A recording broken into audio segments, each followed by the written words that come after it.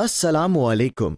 दिल्ली मरकज की हर नई वीडियो की नोटिफिकेशन पाने के लिए सब्सक्राइब करें दिल्ली मरकज यूट्यूब चैनल और बेल आइकन को दबाएं। सारे आले बिखरी हुई उम्मत एक जिस्म के आज़ा की तरह है। मुसलमान अगर किसी मुल्क में नमाज छोड़ने वाले की नमाज के छोड़ने से मुतासिर नहीं हो रहा है तो समझ लो कि उम्मत की इज्तिमाइयत टूट चुकी है। Reconstruction of Ummah, DailyMarkers.com। अल्हम्दुलिल्लाह नहमदुहु व नस्तईनुहु व नस्तगफिरुहु व नु'मिनु बिही व नतवक्कलु अलैहि व नऊज़ु बिल्लाहि मिन शुरूरि अनफुसिना व मिन सय्यिआति अअमालिना मन यहदिहिल्लाहु फला मुदिल्ल लहु व मन युद्लिलहु फला हादिय लहु व नशहदु अन ला इलाहा इल्लल्लाहु वहदहु ला शरीका लहु ونشهد أن سيدنا ونبينا ومولانا محمدا عبده ورسوله صلى الله تعالى عليه وعلى آله وصحبه وبارك وسلم تسليما كثيرا كثيرا أما بعد فأعوذ بالله من الشيطان الرجيم بسم الله الرحمن الرحيم قالت الأعراب آمنا قل لم تؤمنوا ولكن قولوا أسلمنا وقال عليه الصلاة والسلام من قال لا إله إلا الله مخلصا دخل الجنة قيل وما إخلاصها قال أن تحجزه عن محارم الله أو كما قال عليه الصلاة والسلام۔ میرے محترم دوستو بزرگو عزیزو، اللہ رب العزت کی طرف سے جو بھی حال آتا ہے وہ حال دو دھاری تلوار ہوتا ہے، وہ حال دو دھاری تلوار ہوتا ہے۔ جو بھی حال اللہ کی طرف سے آتا ہے وہ حال دو دھاری تلوار ہوتا ہے۔ اسی حال سے لوگ ہدایت کی طرف آتے ہیں، اسی حال سے لوگ گمراہی کی طرف جاتے ہیں۔ کفار مشرکین اسی حال سے ہلاکت کی طرف جاتے ہیں اور مومن اسی حال سے ہدایت کی طرف آ جاتا ہے۔ یہ نہیں کہ کافر پر حال الگ آئے، مومن پر الگ آئے۔ اللہ ایک حال لائیں گے سب کے لیے، اللہ ایک حال لائیں گے سب کے لیے۔ خندق میں ہوا لے آئے،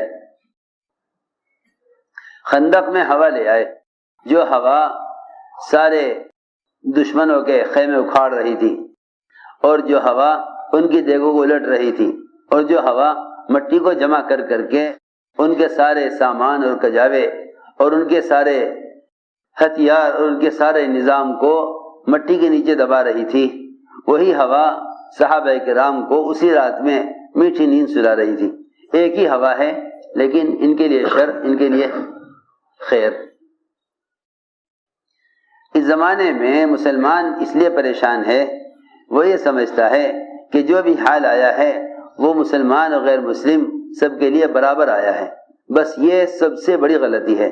یہاں آ کے مسلمان وہ مایوس ہو جائے گا اور وہ اس حال سے بچنے کے لیے ہر وہ حرکت کر بیٹھے گا جو حرکت غیر کریں گے اللہ کے عذاب سے بچنے کے لیے۔ میری بات توجہ چاہتی ہے۔ میں نے عرض کیا اللہ رب العزت کافر اور مسلمان کے لیے حال الگ الگ نہیں لائیں گے، ایک ہی حال ہوگا، بیماری کی شکل میں، طوفانوں کی شکل میں، سیلابوں کی شکل میں، مقدمات کی شکل میں، مختلف قسم کے ٹیکس، مختلف قسم کی دقتیں کمانے کے نقشوں میں اللہ تعالیٰ ایک ہی حال لائیں گے۔ اسی حال سے مومن کو نوازیں گے اور اسی حال سے کافر کو تباہ کریں گے، ایک ہی حال ہوگا۔ ان حالات میں مومن تو اطمینان کی طرف جاتا ہے، کیونکہ ایسے حالات مومن کے لیے عبرت کا سبب بن جاتے ہیں، مومن کے لیے عبرت کا سبب۔ وہ تو حالات سے توبہ کی طرف آ جاتا ہے، مومن حالات سے توبہ کی طرف آ جاتا ہے، برے حالات سے مومن توبہ کی طرف آتا ہے، اور اچھے حالات سے مومن عبادت اور شکر کی طرف آتا ہے۔ ہمیشہ یاد رکھو، جب مومن کے اوپر حالات فراخی کے، صحت کے، خوشیوں کے اور نعمتوں کے آویں تو مومن کو چاہیے کہ وہ شکر کی کیفیت کو عبادت کے ذریعے سے بڑھا دے، شکر کی کیفیت کو عبادت کے ذریعے سے بڑھا دے۔ اور جب مومن پر حالات آویں، بیماریوں کے حالات آویں، مختلف قسم کی وباؤں کے اور حالات آویں تو ایسے موقع پر سب سے پہلے مومن کو یہ چاہیے کہ وہ ان حالات سے پہلے عبرت لے، ان حالات سے عبرت لے. یعنی ایک ہی میدان میں دونوں ہیں، اللہ کو ماننے والے بھی نہ ماننے والے بھی. ایک ہی میدان میں یہ نہیں کہ ان کا علاقہ الگ ہے ان کا علاقہ الگ ہے، ان کا میدان الگ ان کا میدان الگ، ایسا نہیں. ایک ہی میدان میں اللہ کو ماننے والے نہ ماننے والے دونوں ہیں. ایک ہی میدان میں اللہ کو ماننے والے نہ ماننے والے دونوں ہیں. جو حال آیا ہے اس حال کو ہٹانے کے لیے مومن کیا کرتا ہے، کافر کیا کرتا ہے، ان دونوں کے اس حال کے آنے کے سبب کو سوچنا دونوں کا الگ الگ مختلف ہے. حال ایک ہی ہے، دونوں کی سوچ مختلف ہے، دونوں کی سوچ مختلف ہے. کافر تو یہ کہہ کر حالات کو برداشت کرے گا کہ دنیا تو حالات کی جگہ ہے اور یہاں تو اچھے برے ہر طرح کے حالات آتے ہیں. اور مومن یہ کہہ کر حکم کی طرف آئے گا کہ یہ حال میری کسی بدعملی کی وجہ سے اور اللہ کی ناراضگی کی وجہ سے آیا ہے. آپ دیکھیں گے میدانوں میں جب حالات آتے تھے اور ہزیمت ہوتی تھی، احد کے میدان میں صحابہ کے پاؤں اکھڑ گئے. احد کے میدان میں صحابہ کے پاؤں اکھڑ گئے. کفر اس شکل سے آیا، کفر اس شکل سے آیا کہ صحابہ کے پاؤں میدان سے اکھڑ گئے اور سارے صحابہ تتر بتر ہو گئے، جو اس وقت مسلمانوں کا حال ہے. لیکن اللہ تعالیٰ نے ساتھ میں یہ کہہ دیا کہ ان کے پلٹ کر حملہ کرنے اور تمہارے میدان کو چھوڑنے کی جو اصل وجہ ہوئی وہ وجہ تمہارے اللہ کے رسول کے حکم پر نہ جمنے کی وجہ ہے. اس وقت حال کے آنے کا سبب جو ہوا، حضور اکرم صلی اللہ علیہ وسلم نے 50 تیر انداز جبل رمات پر متعین فرما دیے تھے. 50 تیر انداز کس پر؟ جبل رمات، وہ ایک پہاڑی ہے، اس پر آپ نے 50 تیر انداز، ان پر ایک امیر متعین کیا. اس لیے کہ کوئی بھی جماعت بنتی تھی تو وہ امیر کے بغیر نہیں بنتی تھی. کوئی بھی کام دیا جاتا تھا کسی جماعت کو تو اس پر لازم تھا کہ اس پر ایک امیر متعین کیا جائے. جو نہیں مل جل کے کام کر لو، اس پر ایک امیر متعین کیا جاتا تھا. عبداللہ بن جبیر کو، دھیان سے بات سننا خوب، عبداللہ بن جبیر کو آپ نے ان 50 تیر اندازوں کا امیر متعین کر دیا. اور آپ نے یہ فرمایا کہ دیکھو اگر میدان ہمارے ہاتھ سے نکل جائے اور کفار غالب آ جائیں اور ہماری لاشیں میدان میں پڑی ہوئی ہوں، ہماری لاشیں میدان میں پڑی ہوئی ہوں اور آسمان سے چیل و کوے اتر کر ہماری لاشوں سے گوشت نوچ کر کھا رہے ہوں، تب بھی تم یہاں سے مت ہٹنا. ہماری بات بہت توجہ سے سننی پڑے گی. اس زمانے میں تو کفار و مشرکین اللہ کی ذات عالی پر اور اس کے فیصلوں پر یقین رکھنے والے ایک آواز لگائیں گے کسی وبا کی، مسلمان بقول حضرت کے کہ چوہے جیسا ایمان ہو جاوے گا، چوہے جیسا ایمان ہو جاوے گا. ذرا سی کوئی آواز لگے گی کسی چیز کی، یہ چوہوں کی طرح اپنا بل بھول جائیں گے. حضرت فرماتے تھے جب مسلمان کا ایمان کمزور ہوتے ہوتے اس حد کو پہنچ جاتا ہے کہ اگر بلی ذرا سے میاؤں کہہ دے تو وہ چوہے جو اطمینان سے کھایا پی رہے ہوتے ہیں وہ بلی کی شکل دیکھ کر اپنا بل بھول جاتے ہیں، اپنا بل بھول جاتے ہیں کہ ہمارا سوراخ کدھر ہے اور ہمارا بل کہاں ہے جہاں سے ہم نکل کر آئے تھے. بلی کی دہشت سے چوہا اپنا بل بھول جاتا ہے. حضرت فرماتے تھے کہ یہ کیفیت زمانے میں مشرک کی ہوتی تھی کہ وہ کسی مصیبت کے آنے پر اور کسی عذاب کے آنے پر یہ بھول جاتا تھا کہ انہیں کیا کرنا ہے. میری بات توجہ سننا، بہت ذرا سی کوئی بات پیش آ جاتی ہے اس زمانے میں مسلمان بھول جاتا ہے کہ اس وقت میرے ذمہ کیا کام کیا گیا تھا۔ حضور اکرم صلی اللہ علیہ وسلم نے صحابہ کو میدان میں جمانے کے لیے اور اللہ کی مدد کے آنے کے لیے حکم یہ فرمایا کہ اگر ہمیں شکست ہو جائے اور کفار میدان پر غالب آ جائیں اور ہماری لاشیں میدان میں پڑی ہوئی ہوں اور آسمان سے پرندے اتر کر ہماری لاشوں سے گوشت کھانے لگیں تو تم ان پرندوں کو اڑانے کے لیے بھی اس پہاڑ سے نہ ہٹنا۔ سنو غور سے بات، ان پرندوں کو ہماری لاشوں سے اڑانے کے لیے۔ اللہ اکبر۔ بات کیا ہے کہ بات یہ ہے کہ اللہ کا دین اور اس کے فرائض وہ ایسے ہیں کہ کوئی بھی حال آ جائے لیکن تم اللہ کے رسول کے حکم پر جمے رہنا، اللہ کے رسول کے حکم پر جمے رہنا۔ صلاۃ خوف اس لیے دی تھی تاکہ نماز کی اہمیت معلوم رہے۔ صلاۃ خوف اس لیے دی تھی تاکہ دو چیزیں معلوم رہیں، ایک نماز اور دوسرے جماعت کی نماز۔ صلاۃ خوف اس لیے دی تھی کہ تاکہ دو چیزیں کی اہمیت باقی رہے کہ دشمن مقابلے پر ہے، ایسے موقع پر نماز کا کیا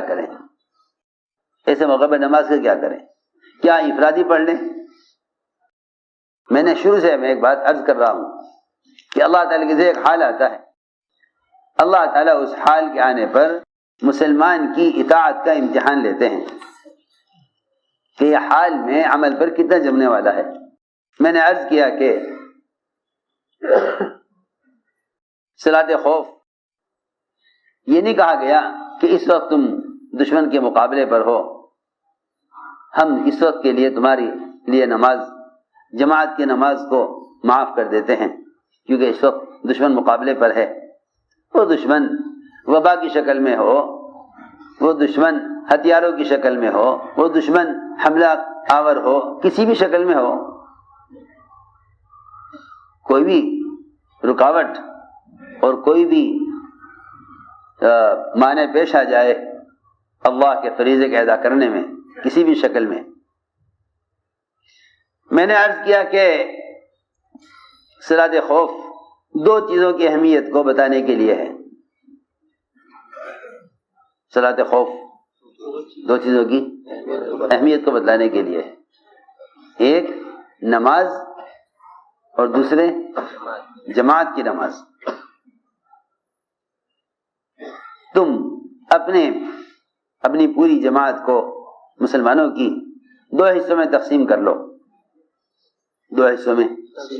لو، مگر نماز اور جماعت اور میدان یہ چھوڑنا نہیں ہے۔ میں نے عرض کی ہے ایک مثال، حضور اکرم صلی اللہ علیہ وسلم نے حکم فرمایا کہ دیکھو اگر ہمیں شکست ہو جائے اور آسمان سے پرندے اتر کر ہمارے گوشت نوچ کر کھانے لگیں تو ان پرندوں کو اڑانے کے لیے بھی یہاں سے نہ ہٹنا۔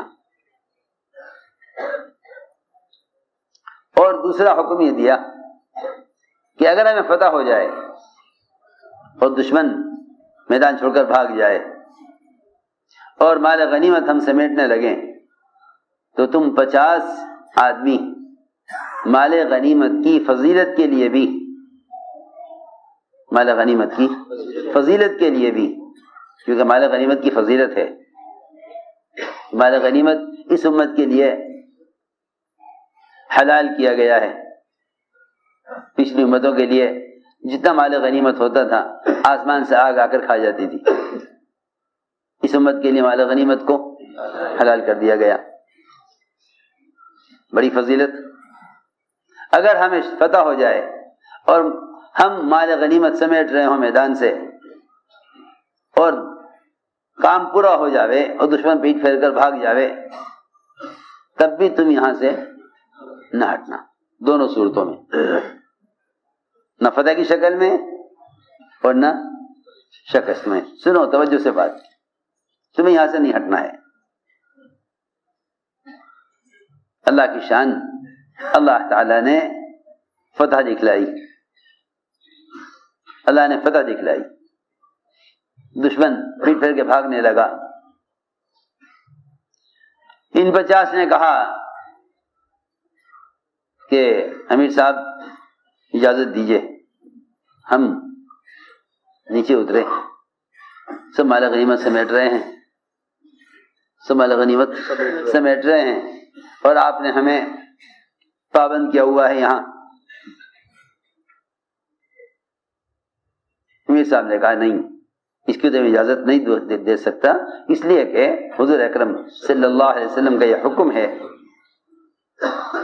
اللہ کے نبی کا یہ حکم ہے کہ یہاں سے مت ہٹنا۔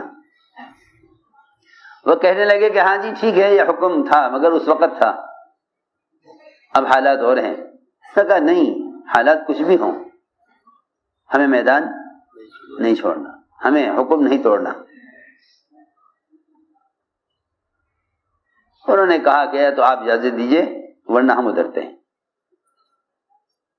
انہوں نے اجازت نہ دی تو 50 صحابہ میں سے 40 صحابہ وہ اپنے امیر کی نافرمانی کر کے اور ان کی بات کا انکار کر کے 40 صحابہ جبل رمات سے نیچے اتر گئے۔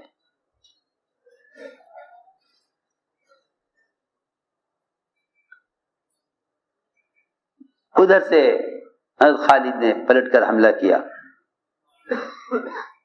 مشرکین نے دیکھا کہ یہ گھاٹی خالی ہو گئی ہے، جو ان پر حملہ کرنے اور میدان کو دوبارہ اپنے ہاتھ میں لانے کے لیے سب سے زیادہ مناسب جگہ ہے۔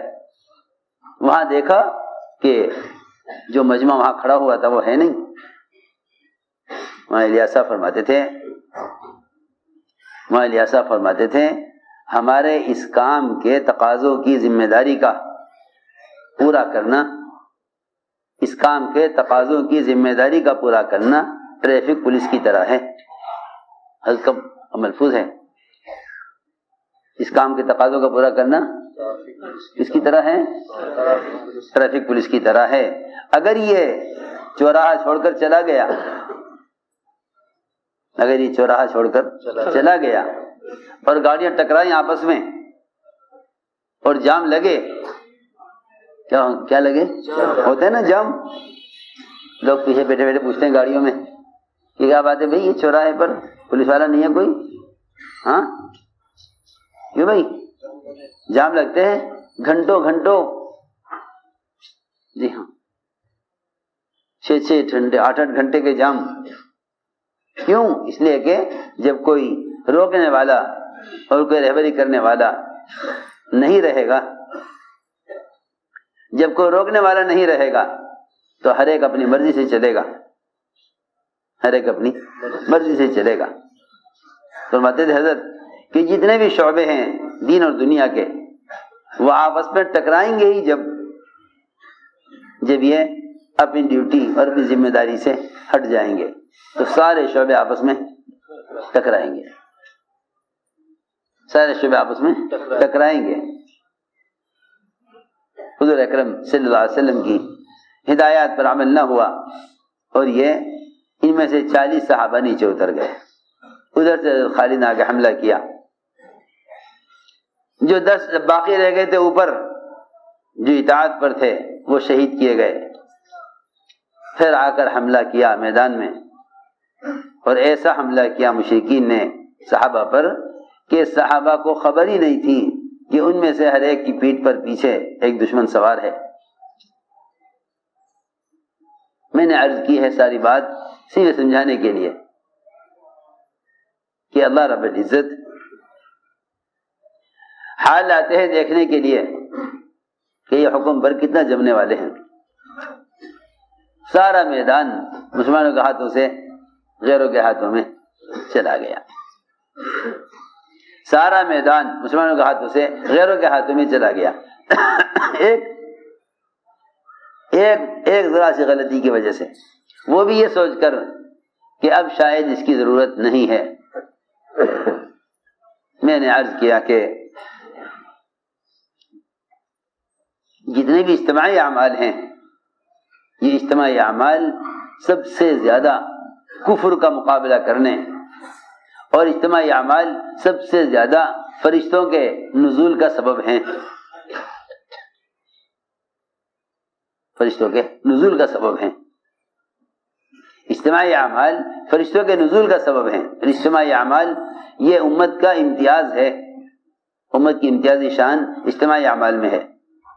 5 مرتبہ نماز کے فریضے پر 5 مرتبہ نماز کے فریضے پر مسلمانوں کا مسجدوں میں جمع ہونا، 5 مرتبہ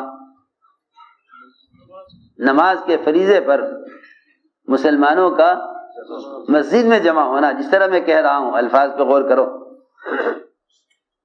5 مرتبہ مسلمانوں کا اجتماعی طور پر فرائض کو ادا کرنے کے لیے مسجد میں جمع ہونا، یہ مسلمان کا اپنے آپ کو نفاق اور کفر سے بری ہو کر دکھلانا ہے کہ ایک دن میں صبح سے لے کر شام تک تم 5 مرتبہ مسجد میں جمع ہو، یہ بتلانے کے لیے کہ ہم مسلمان ہیں،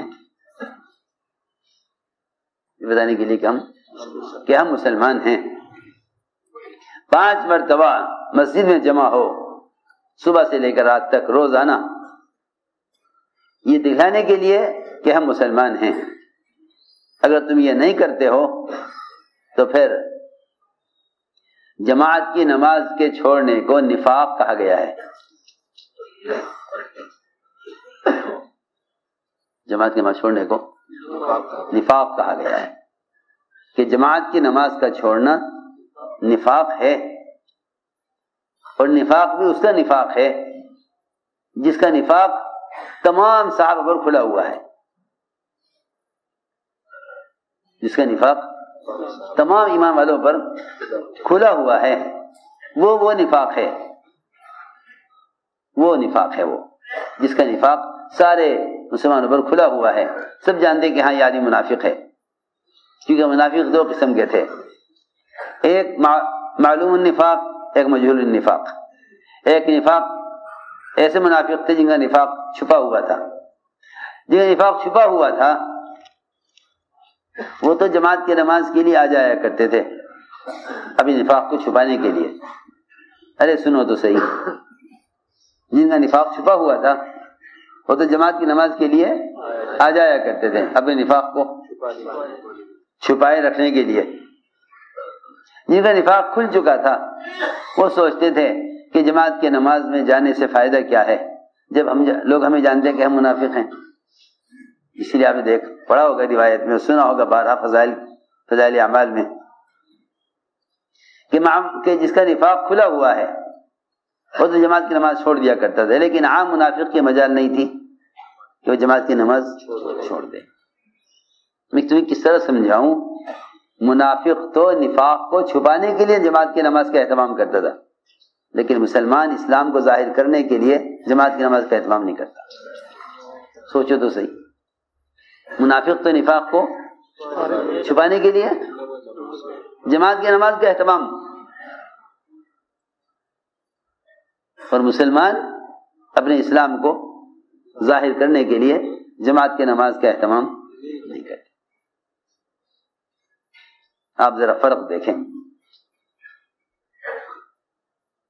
میں نے ایک بات عرض کی ہے کہ اللہ رب العزت جو بھی حال لاتے ہیں وہ حال ایمان والوں کے امتحان کے لیے لاتے ہیں، ایمان والوں کے امتحان کے لیے لاتے ہیں۔ بس ایمان والے تو حالات سے عبرت لے لیتے ہیں، ایمان والے حالات سے عبرت لے لیتے ہیں۔ اللہ نے فوراً دکھلا دیا، جیسے ہی حکم ٹوٹا میدان میں، جیسے ہی حکم ٹوٹا میدان میں، اللہ رب العزت فوراً مسلمانوں کے لیے شکست اور مسلمانوں کے لیے حالات اور مسلمانوں کے لیے مسلمانوں پر جو ہے زخم اور مسلمانوں پر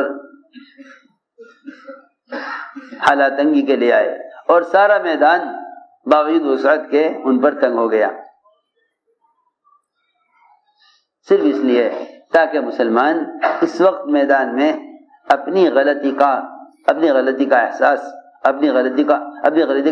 کریں، اپنی غلطی کو یاد کریں کہ ہاں ہم سے یہ غلطی ہوئی ہے، ہمیں یہ کہا گیا تھا کہ یہ مت کرنا، مگر ہم نے خلاف ورزی کی ہے اور حکم کو توڑا ہے۔ اللہ نے فوراً دکھا دیا، اللہ نے فوراً دکھلا دیا، اللہ نے فوراً دکھلا دیا۔ میری بات یاد رکھیو، یہ کافر کا مزاج ہے کہ جب عذاب آئے تو سمجھ جائے، جب عذاب ہٹ جائے تو پھر گناہوں کی طرف چل دے، یہ کافر کا مزاج ہے۔ انا کاشف العذاب قلیلا انکم عائدون، کہ ہم ہلکا سا بیماری ہٹا کر، وبا کو ہٹا کر، عذاب کو ہٹا کر دیکھیں گے کہ تم کیا کرتے ہو۔ مومن تو ذرا سے جھٹکے سے توبہ کی طرف آ جائے گا، لیکن کافر ذرا سا عذاب ہٹنے پر گناہوں کی طرف واپس چلا جائے گا۔ مومن تو ذرا سا عذاب آنے پر گناہوں سے توبہ کر لے گا، اطاعت کی طرف آ جائے گا، لیکن کافر ذرا سا عذاب ہٹنے پر گناہوں کی طرف واپس آ جائے گا۔ اللہ فرماتے ہیں انا کاشف العذاب قلیلا انکم عائدون، ہم عذاب کو تھوڑی سی مدت کے لیے ہٹائیں گے تو تم گناہوں کی طرف، شرک و کفر کی طرف دوبارہ جاؤ گے۔ میرے دوستو عزیزو، میری ساری بات کا خلاصہ یہ تھا کہ عذاب تو کسی بھی شکل میں آئے گا، لیکن وہ عذاب ایک ہی عذاب اور ایک ہی حال مومن کے لیے انابت کا، توبہ کا اور گناہوں پر ندامت کا سبب ہوگا، اور کافر کے لیے ہلاکت کا سبب ہوگا۔ کوئی بھی عذاب مومن کی ہلاکت کے لیے نہیں آتا، کوئی بھی عذاب مومن کی ہلاکت کے لیے نہیں آتا، کوئی بھی عذاب مومن کی ہلاکت کے لیے نہیں آتا۔ وہ تو مومن کو توبہ کی طرف لانے کے لیے اور تنبیہ کے لیے اللہ رب العزت ایما والبر حالات لاتے ہیں۔ بس یاد رکھو، ان حالات سے عبرت کون لے گا؟ ان حالات سے عبرت کون لے گا؟ عبرت لینے کے لیے ایمان شرط ہے، عبرت لینے کے لیے ایمان شرط ہے، عبرت لینے کے لیے ایمان شرط ہے، Reconstruction of Ummah. عبرت لینے کے لیے ایمان شرط ہے۔ کافر عبرت نہیں لے گا، کافر عبرت نہیں لے گا، کافر عبرت نہیں لے گا، اس لیے کہ عبرت لینے کے لیے ایمان شرط ہے، عبرت لینے کے لیے ایمان شرط ہے۔ مطلب یہ ہے کہ یہ حال کس طرف سے آیا، اس کے آنے کا رخ اور اس کے آنے کا سبب معلوم ہونے کے لیے آدمی کو بینا ہونا ضروری ہے۔ نابینا کو نہیں خبر کہ یہ پتھر کدھر سے آ کر لگا ہے، کس نے مارا ہے، جی ہاں، نابینا کو نہیں معلوم، نابینا کو نہیں معلوم۔ وہ تو صرف جو آدمی بینا ہے وہ دیکھ لے گا کہ یہ کس طرف سے، یہ حال کس طرف سے آیا ہے۔ اس لیے فرمایا کہ مومن کی مثال یہ ہے کہ جب اس پر کوئی حال آئے گا تو یہ فوراً سمجھ لے گا کہ اس حال کے آنے کا میری کون سی بدعملی سے اس کا تعلق ہے۔ اور کافر جب حال آئے گا تو کافر کو جامر کی طرح نہیں معلوم ہوگا کہ فیما عقل و فیما ارسلا، کہ اس پر حال کیوں آیا تھا اور اس پر سے حال کیوں ہٹ گیا۔ اس لیے ہمیشہ کفار کا مزاج یہ رہے گا، آج بھی اور آئندہ بھی، کہ وہ ہر آنے والے حال کو دنیا کے کسی سبب سے جوڑیں گے، ہر آنے والے حال کو دنیا کے کسی سبب سے جوڑیں گے، اور مومن آنے والے ہر حال کو اپنے بدن سے نکلنے والی کسی بدعملی سے جوڑیں گے۔ حال ایک ہی ہے، حال ایک ہی ہے سب کے لیے، حال ایک ہے سب کے لیے، مگر مومن آنے والے حالات کو گناہوں سے جوڑے گا، اور کافر آنے والے حالات کو اسباب سے جوڑے گا۔ جو آنے والے حالات کو اسباب سے جوڑے گا وہ آنے والے حال کا دفاع کرنے کے لیے مادی اسباب کا انتظام کرے گا، وہ آنے والے حالات کو سے بچنے کے لیے مادی اسباب کا استعمال کرے گا. اس کے پاس کوئی عمل نہیں ہے کسی حال سے بچنے کے لیے. مسلمان بھی یہ کہیں گے کہ ہاں بھائی ہم اسباب والوں سے پوچھتے ہیں کہ اسباب والوں تم بتاؤ، اسباب والوں تم بتاؤ یہ حال آیا ہے، اس حال سے بچنے کا کیا سبب ہے. میں تمہیں یقینی طور پر عرض کر رہا کہ اگر تم غیروں سے پوچھو گے اپنے حال سے نکلنے کے لیے تو وہ تمہارے اسلامی احکام کو اور تمہارے اجتماعی فرائض کو اور تمہارے نبی کی پیاری سنتوں کو بیماری کے بڑھنے کا سبب بتلائیں گے. بیماری کے بڑھنے کا سبب بتلائیں گے. اور تم یہ کہہ کر سنتوں کو چھوڑو گے اور یہ کہہ کر فرائض کو چھوڑو گے اور یہ کہہ کر اجتماعی اعمال کو چھوڑو گے کہ یہ بیماری کے بڑھنے کے اسباب ہیں. سوچو تو صحیح، سوچو تو صحیح، اس کا نتیجہ کیا نکلے گا؟ اس کا نتیجہ کیا نکلے گا؟ سوچو تو صحیح. رات ایک صاحب سے ملاقات ہوئی، ایک صاحب سے رات ملاقات ہوئی، مسافہ کیا تو ایک صاحب کھڑے تھے، کہنے لگے کہ مسافہ نہ کریں. اچھا کیوں؟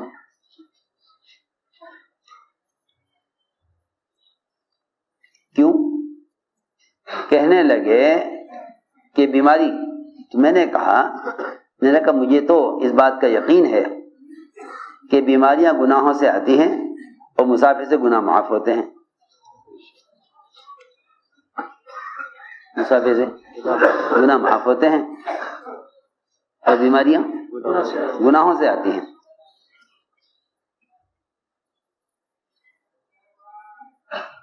بیماریاں گناہوں سے آتی ہیں اور گناہ معاف ہوتے ہیں مسافہ کرنے سے. ایک مسلمان مسافہ کرتا ہے تو اس کے ہاتھ جدا ہوتے نہیں کہ اس کے گناہ معاف کر دیے جاتے ہیں. اللہ تعالیٰ تو حالات کے آنے کے اسباب کو ختم کر رہے مسافر سے، اور تم بیماریوں کے آنے کا سبب بتا رہے مسافر کو.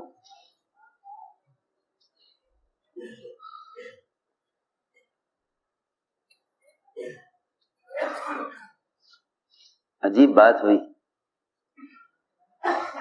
برابر میں ایک صاحب کہنے لگے کان میں کہ یہ جو آپ سے پوچھ رہا تھا نا مسافر کے لیے منع کر رہا تھا، یہ پولیس والا تھا سادی وردی میں.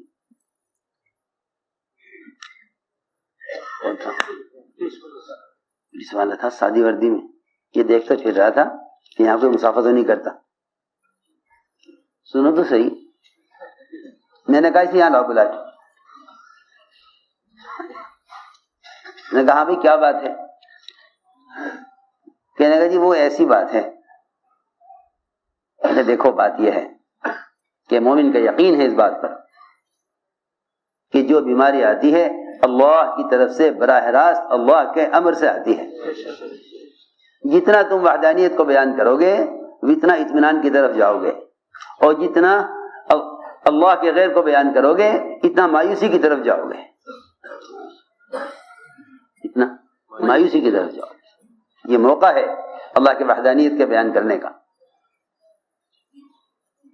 لکھا ہے علماء نے کہ اللہ تعالیٰ کی توحید کو بیان کرنا بذات خود مقصود ہے.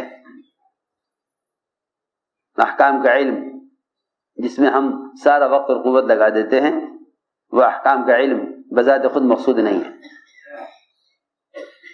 احکام کا علم بذات خود مقصود نہیں ہے.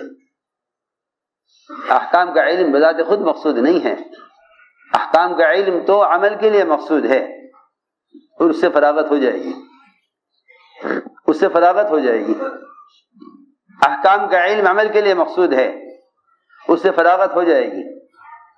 لیکن اللہ کی وحدانیت کا بیان کرنا بذات خود مقصود ہے، اس سے مومن کو فراغت نہیں ہے. اللہ کی وحدانیت کو بیان کرنا بذات خود مقصود ہے، اس سے مومن کو فراغت نہیں ہے۔ یہ لکھا علماء نے کہ اللہ کی توحید کا بیان کرنا بذات مقصود ہے، احکام کا علم عمل کے لیے مقصود ہے۔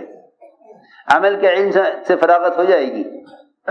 آپ نماز پڑھتے ہیں، نماز کا علم حاصل کر لیا آپ نے، آپ ہر نماز میں کتاب کھول کر نہیں دیکھتے کہ نماز کا کیا طریقہ ہے۔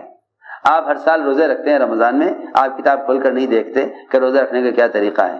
آپ اندر کے علم سے مسلسل عمل کر رہے ہیں۔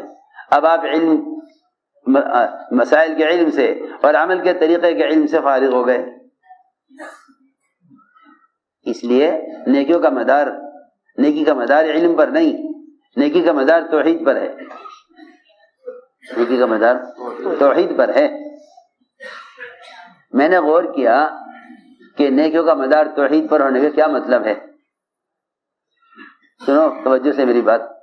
میں نے غور کیا کہ نیکیوں کا مدار توحید پر ہے، اس کا کیا مطلب ہے؟ ان توحید راس الطاعات، اس کا کیا مطلب ہے؟ مطلب تو جب سمجھ میں آتا ہے آدمی کو جب کوئی جھٹکا اور کوئی حال آتا ہے نا، تب آدمی کی عقل کھلتی ہے۔ یہ اصولی بات ہے یہ کہ جب کوئی حال آتا ہے تو پھر انسان کو عقل آتی ہے۔ جب کوئی حال آتا ہے تو انسان کو عقل آتی ہے، کیونکہ اگر حالات نہ آئیں تو انسان بالکل سونے والے کی طرح ہے، سونے والے کو جھٹکا دے کر اٹھایا جاتا ہے۔ سنو غور سے، توجہ سے بات سنو۔ سونے والے کو ہلا کر اٹھایا جاتا ہے۔ میں نے غور کیا کہ نیکی کا مدار توحید پر ہونے کا کیا مطلب ہے۔ مطلب یہ ہے کہ جب کوئی حال آئے گا تو جن کا یقین اللہ کی ذات عالی پر نہیں ہے اور وہ روزانہ اللہ کی وحدانیت کے بیان کرنے کو اپنا وظیفہ نہیں سمجھتے، ان پر آنے والے حالات انہیں اللہ کی طرف چلنے سے روک دیں گے، اللہ کی طرف چلنے سے روک دیں گے۔ وہ یہ کہیں گے یہ حال ان اعمال کی وجہ سے آیا ہے، لہذا اعمال کو چھوڑو حالات کو بدلنے کے لیے۔ میں نے عرض کیا کہ اللہ کی وحدانیت کو بیان کرنا بذات خود مقصود ہے، اللہ کی وحدانیت کو بیان کرنا بذات خود مقصود ہے۔ تو ایسا نیکی کا مدار توحید پر ہے۔ اگر تم نے اللہ کو بولنے اور اس کے تعارف کرانے کو مستقل کام نہ بنایا تو تم پر ایسے حالات آئیں گے کہ ان حالات کے حل کے لیے تمہیں اعمال کے چھوڑنے میں حالات کا حل نظر آئے گا، عمل کے کرنے میں نقصان نظر آئے گا، عمل کرنے میں نقصان نظر آئے گا، عمل کرنے میں نقصان نظر آئے گا، عمل کرنے میں نقصان نظر آئے گا۔ مسلمان سے کہے گا نماز چھوڑ دو، مسلمان سے کہے گا نماز چھوڑ دو۔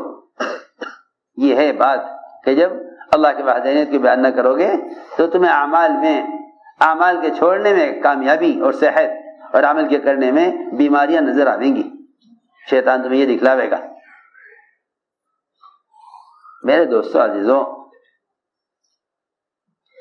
گناہوں پر جمع ہونا بیماریوں کے منتقل ہونے کا سبب ہے اور اعمال پر جمع ہونا بیماریوں کے ختم ہونے کا سبب ہے۔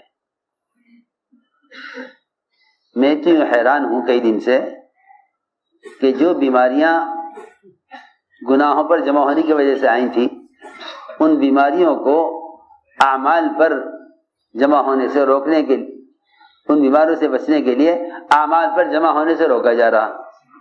میری بات توجہ چاہتی ہے؟ جو بیماریاں گناہوں پر جمع ہونے کی وجہ سے وجود میں آئی ہیں،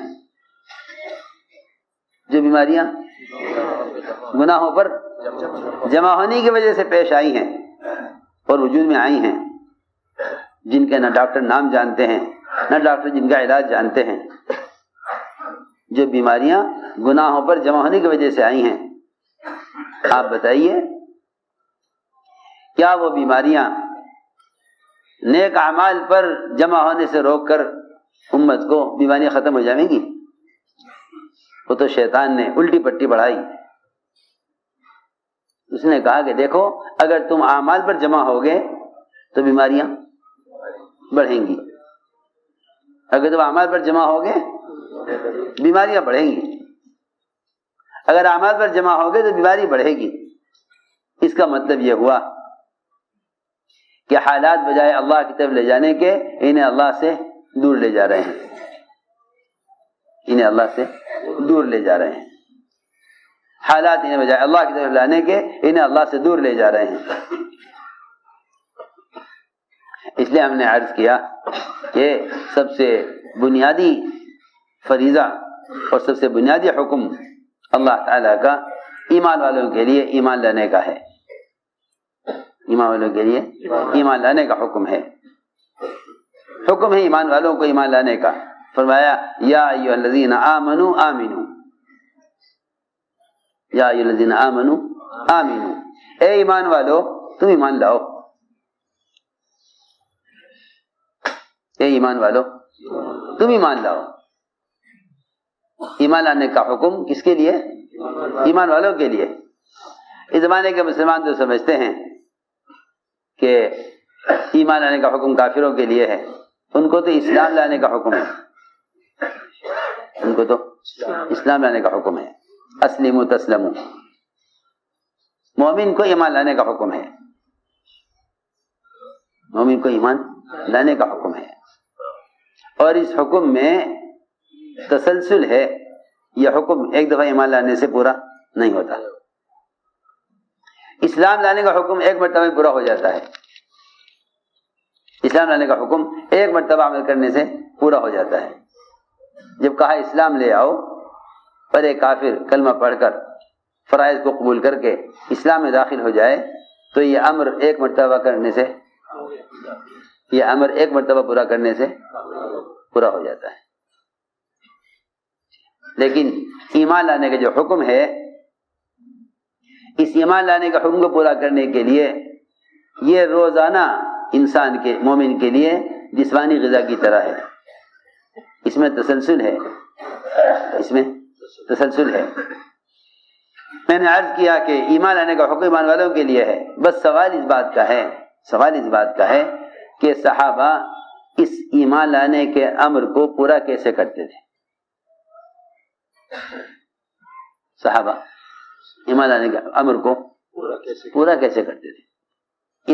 اس کو سمجھنا چاہیے، اس کو سمجھنا چاہیے.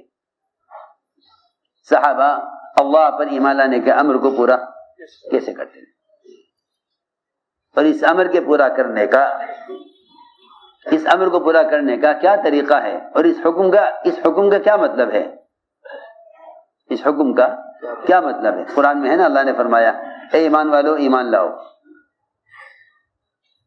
حدیث میں ہے، آپ نے فرمایا صحابہ سے اپنے ایمان کی تجدید کرتے رہا کرو، ایمان کی تجدید کرتے رہا کرو، کیونکہ کسی بھی وقت، کسی بھی دن، کسی بھی زمانے میں کوئی ایسا حال آ جائے گا کہ تمہیں اگر مستقل ایمان نہیں سیکھو گے، اگر مسلسل ایمان نہیں سیکھو گے تو کوئی بھی حال آنے والا تمہیں کفر کی طرف لے جائے گا.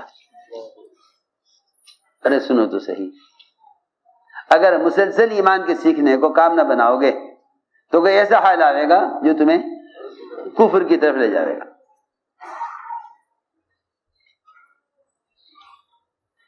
تم یہ مت سمجھو کہ میں اس وقت عمل چھوڑ دوں گا تو اس عمل کے چھوڑنے سے یہ وقتی وبا ہے یہ ختم ہو جائے گی.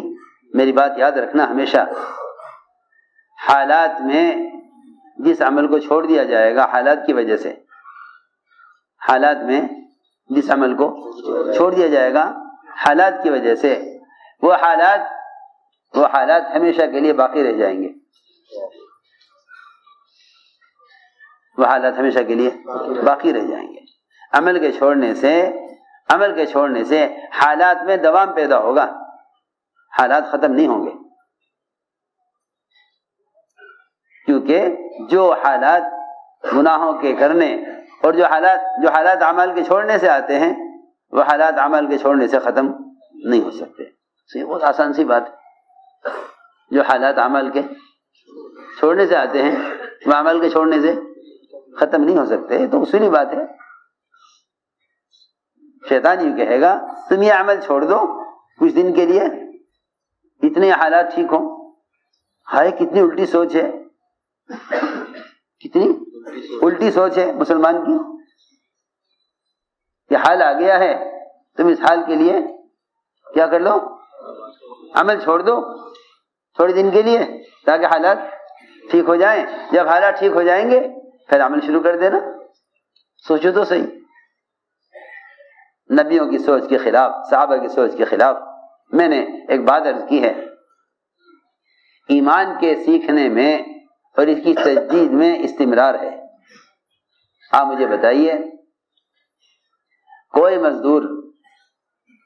مزدور یا کوئی بڑھئی جسے آپ کارپینٹر کہیں یا نجار کہیں, ایسا نہیں ملے گا جو صبح اٹھتے ہی سب سے پہلے اپنے اوزار کو دھارنے لگاتا ہو. اپنے اوزار کو دھارنے لگاتا. آپ کو ہر ایک ملے گا جس کا کام صبح سب سے پہلے ہاں میرے یہاں بڑا ہی کام کر رہا تھا, کتابوں کی الماری بنوا رہا تھا, اور وہ صبح کو دیر سے آیا. مجھے تقاضا کہ جلدی سے کام نمٹے,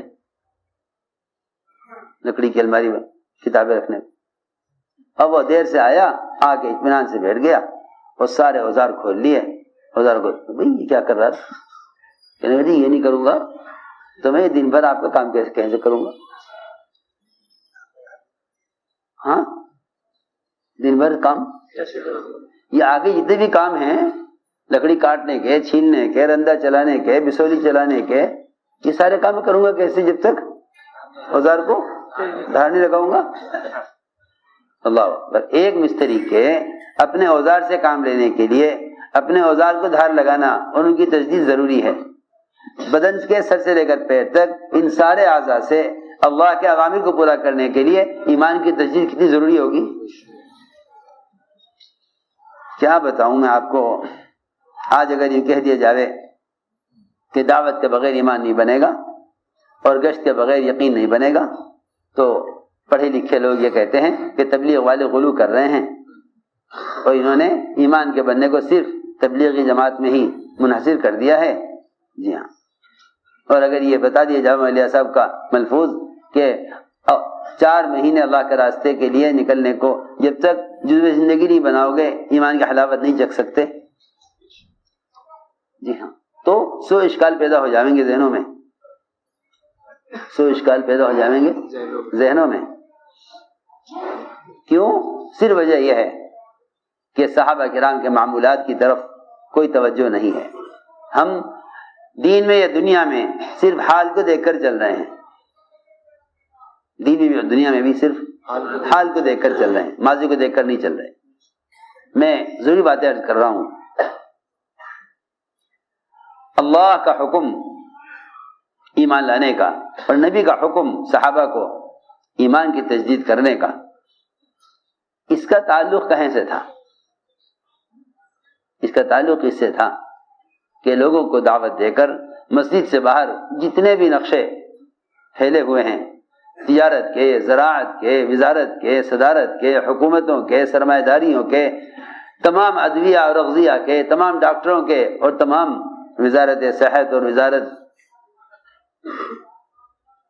وزارتوں کے, ان سارے نقشوں میں سے لوگوں کو دعوت دے کر نکالو, یہ سمجھا کر کہ ان نقشوں سے نہیں ہوتا, اللہ کی ذات عالی سے ہوتا ہے. اس کو سمجھنے کے لیے اللہ کے گھر میں ایمان کے حلقوں پر جمع ہو گئے تو ایمان بنے گا. یہ ایمان کی تجدید کا طریقہ یہ تھا. جب آپ نے صحابہ کو حکم دیا نا ایمان کی تجدید کا, تو صحابہ نے اس حکم کو ایسے پورا کیا. صحابہ نے اس حکم کو ایسے پورا کیا.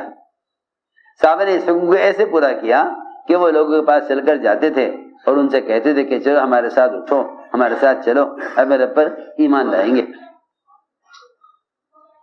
پر ایمان لائے. اس لیے بات یاد رکھنا کہ تبلیغ میں گشت کا موضوع ایمان میں کمال پیدا کرنا ہے. تبلیغ میں گشت کا موضوع ایمان میں کمال پیدا کرنا. اگر آپ اپنے گشت کو صحابہ کی گشت کے عین مطابق کرنا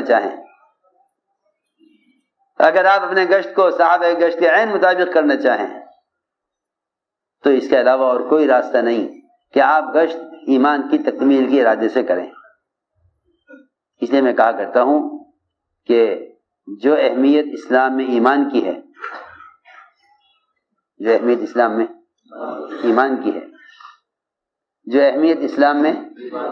کی ہے وہ اہمیت تبلیغ میں گشت کی ہے. جو اہمیت اسلام میں ایمان کی ہے وہ اہمیت تبلیغ میں گشت کی ہے. جو تم تو یوں سوچتے ہیں کہ بھئی دیکھو گشت کا موقع ہے یا نہیں. جی ہاں، مولانا الیاس احمد اللہ نے جماعت گشت کے لیے تیار کی. جماعت گشت کے لیے تیار کی اور پھر دیکھا تھوڑی دیر کے بعد کہ لوگ یہاں بیٹھے. تو میں تم گئے نہیں؟ جماعت نے کہا حضرت بارش بہت تیز ہو رہی ہے، ہم انتظار میں ہیں، ذرا بارش تھم جائے گی تو نکل جائیں گے. حضرت نے فرمایا ذرا باہر دیکھنا بھائی، جھانک کے بارش میں کوئی پھرتا ہوا نظر آ رہا ہے؟ دیکھا ذرا باہر کوئی نظر آ رہا ہے پھرتا ہوا؟ لوگوں نے کہا ہاں جی، وہ ایک صاحب برساتی اوڑے بھاگ رہے ہیں. پوچھا کہاں جا رہے؟ کہ بھئی اسٹیشن جا رہا ہوں، ٹرین پکڑنی ہے. ہوا کرے بارش، ٹرین تو نہیں چھوڑنی، ٹکٹ اتنے کا ہے، اگلی کوئی ٹرین نہیں ہے. جی ہاں، ایک کو دیکھا کہ وہ ریڑھی پر سامان بیچ رہا ہے، بارش ہو رہی ہے لیکن اسی میں وہ اپنا سامان لگا کر نکلا ہوا ہے، برساتی اوڑھے ہوئے ہے. کہ بارش ہے، تم کہاں جا رہے ہیں؟ کہ نہیں جی دکان لگانا ضروری ہے. ہوا کرے بارش. صرف دین اور فرائض رہ گئے جنہیں مسلمان ذرا سی بات پیش آنے پر چھوڑ دے نماز کو، اور ذرا سی بات پیش آنے پر چھوڑ دے گشت کو.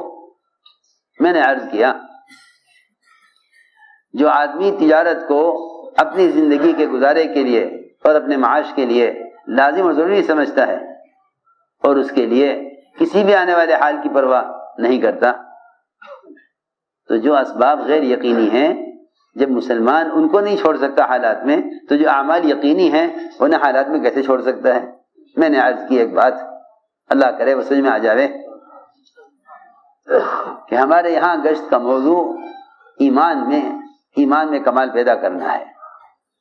اس لیے جو اہمیت اسلام میں ایمان کی ہے وہ اہمیت تبلیغ میں گشت کی ہے. جتنی ضرورت مومن کو ایمان کی ہے اتنی ضرورت گشت کی ہے، کیونکہ گشت صحابہ کرام کا گشت ہے ہی اسی لیے، تاکہ اس سے ایمان کی تکمیل ہو. صحابہ کرام کا گشت ہے ہی اس لیے تاکہ اس گشت سے ایمان کی تکمیل ہو. ارے سنو تو صحیح، صحابہ کرام کا گشت ہے ہی اسی لیے تاکہ اس سے ایمان کی تکمیل ہو. کیونکہ امر معروف اور نہی منکر، ان دونوں فریضوں کا ادا کرنا یہی ایمان کی تکمیل کا اصل سبب ہے. ارے بھائی بات توجہ سے سنو، یہ بہت اہم باتیں ہیں. امر معروف اور نہی منکر، اس فریضے کا ادا کرنا یہی ایمان کی تکمیل کا اصل سبب ہے. اور ہمارے گشت امر معروف اور نہی منکر کے فریضے کو ادا کرنے کے لیے ہیں. گشت کس لیے ہیں؟ بہت اہم بات ہے. آپ کتابوں میں عوامل لکھ دیں اور منکرات لکھ دیں اور معروفات لکھ دیں، یا آپ اخبار میں کوئی کالم امر معروف و نہی منکر کا دے دیں، یہ خدا کی قسم امر معروف و نہی منکر کا سنت طریقہ نہیں ہے. نہیں. امر معروف و نہی منکر یہ دو فریضے اپنے جسم کے ذریعے ایسے ادا کیے جاتے ہیں جیسے نماز اور روزہ یہ اپنے جسم سے ادا کرنے کے فرائض ہیں. ہماری بات بہت توجہ چاہتی ہے، ہماری بات بہت توجہ چاہتی ہے. جس طرح بدن کے استعمال کے بغیر نماز نہیں ہوگی، جس طرح بدن کے استعمال کے بغیر نماز کا فریضہ ادا نہیں ہو سکتا، جس طرح اپنے بدن کے استعمال کے بغیر نماز کا فریضہ ادا نہیں ہو سکتا، اس طرح اپنے بدن کے استعمال کے بغیر امر معروف اور نہی منکر کا فریضہ ادا نہیں ہو سکتا. بہت دھیان دینا پڑے گا بات کی طرف. جس طرح نماز کا فریضہ جسم کے استعمال کے بغیر ممکن نہیں ہے، اس طرح امر معروف اور نہی منکر کا فریضہ بدن کے استعمال کیے بغیر اس کا ادا ہونا ممکن نہیں ہے. آپ میری بات کی طرف پوری توجہ دیں، کیونکہ یہ گشت مٹر گشتی نہیں ہے، یہ گشت محض ملاقاتیں کرنا نہیں ہے، بلکہ ایمان سیکھنے کے عنوان پر لوگوں کو ان کے ماحول سے نکالنا گشت کرنا ہے. اگر آپ صحابہ کرام کی ملاقاتوں پر اور ان کی گشت پر غور کریں، صحابہ کرام کی ملاقاتیں ان کی گشت پر آپ غور کریں تو آپ کو یہ ملے گا کہ صحابہ سے ملاقاتیں کرتے، ہاتھ پکڑتے، خوشامد کرتے اور صرف اتنا کہتے کہ ہمارے ساتھ چلو، ہمارے ساتھ اٹھو، ہمارے ساتھ بیٹھو مسجد میں، اپنے پر ایمان لائیں گے. آپ کو یہ ملے گا اگر آپ غور سے ذرا حیات الصحابہ پڑھیں اور دیکھیں حیات الصحابہ میں ایمان کی تجدید کے باب میں صحابہ کا کیا عمل نقل کیا ہے، اس میں یہ ملے گا.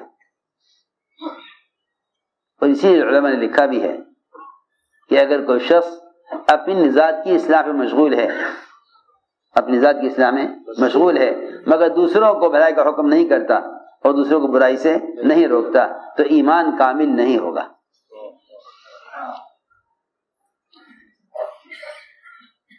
ایمان کامل نہیں ہوگا. ایمان کی تکمیل کے لیے ضروری ہے، ایمان کی تکمیل کے لیے ضروری ہے کہ آپ دوسروں کو دعوت دے کر ایمان سیکھنے کے عنوان پر مسجد کے ماحول میں لے کر آئیں. یہ ایمان کی تکمیل کے لیے ضروری ہے.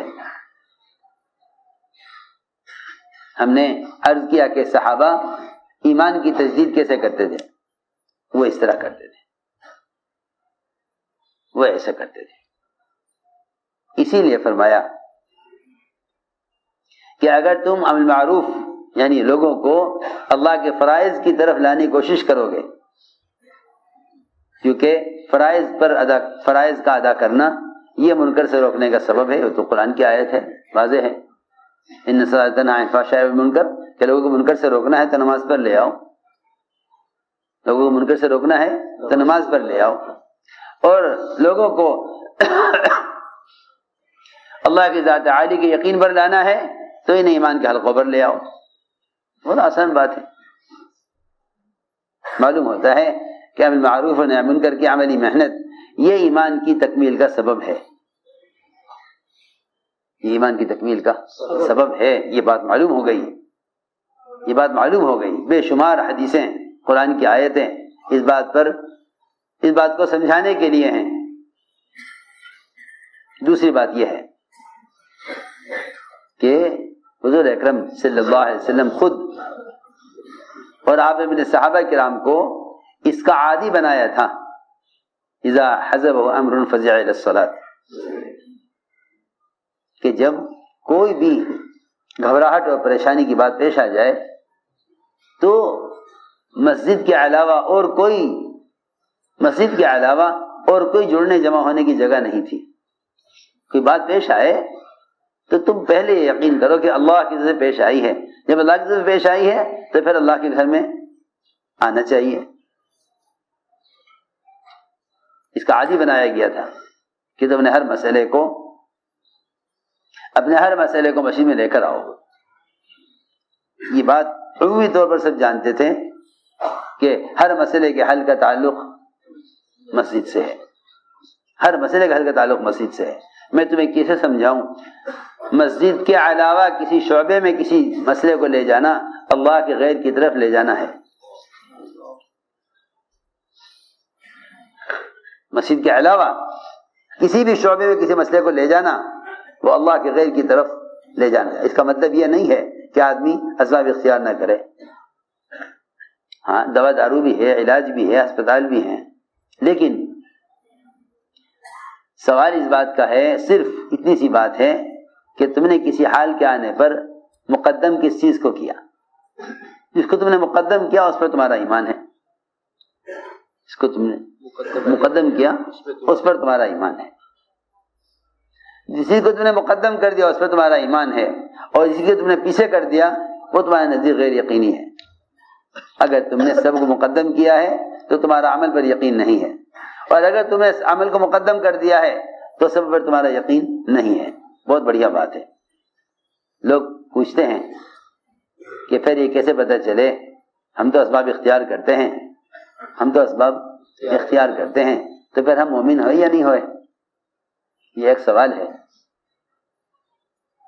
ہم تو اسباب اختیار کرتے ہیں تو ہم مومن ہوئے یا نہیں ہوئے؟ میری بات توجہ چاہتی ہے. بہت آسان جواب ہے اس زمانے میں جو لوگ اس الجھن میں پڑے ہوئے ہیں کہ اسباب کی اختیار کرنے والا مومن ہے یا نہیں، اور اسباب اختیار کرنے والے کے اندر توکل ہے یا نہیں. بہت آسان جواب ہے. وہ صرف یہ دیکھ لے کہ جب کوئی حال پیش آیا تو اس حال کے پیش آنے پر پہلا خیال عمل کی طرف اور پہلا قدم عمل کی طرف اٹھا یا نہیں.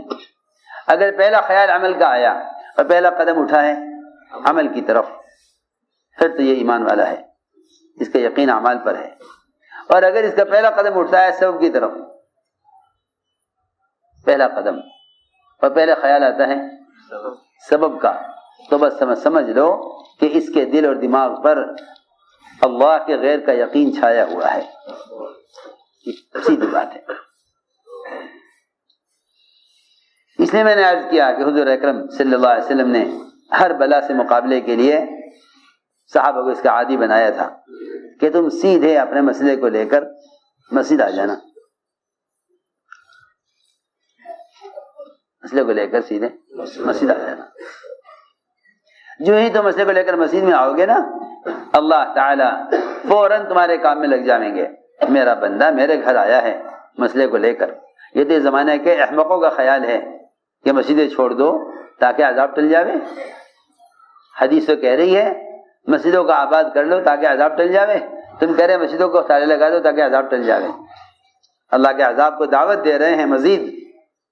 مسجدوں کو چھوڑنے والے اللہ کے عذاب کو مزید دعوت دے رہے ہیں. جس یقین کے بگڑنے سے حالات بگڑے ہیں، جن اعمال کے بگڑنے سے حالات بگڑے ہیں، یہ مزید حالات کو بگاڑنے کا تمہیں مشورہ دے رہے ہیں.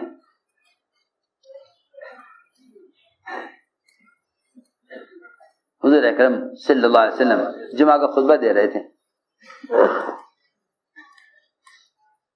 سامنے کے دروازے پر صحابی آئے، عرض کیا کہ بارشیں بند ہیں، جانور مر رہے ہیں، زمینیں سوکھ رہی ہیں، کھیتیاں اجڑ گئی ہیں، اللہ سے بارش کی دعا کر دیجیے. ابھی ہاتھ نیچے نہیں ہوئے تھے کہ سارا آسمان بادلوں سے بھر گیا. اگلے جمعہ تک سورج نظر نہیں آیا. مسلسل ایک ہفتہ بارش، اگلے جمعہ تک سورج نہیں نکلا.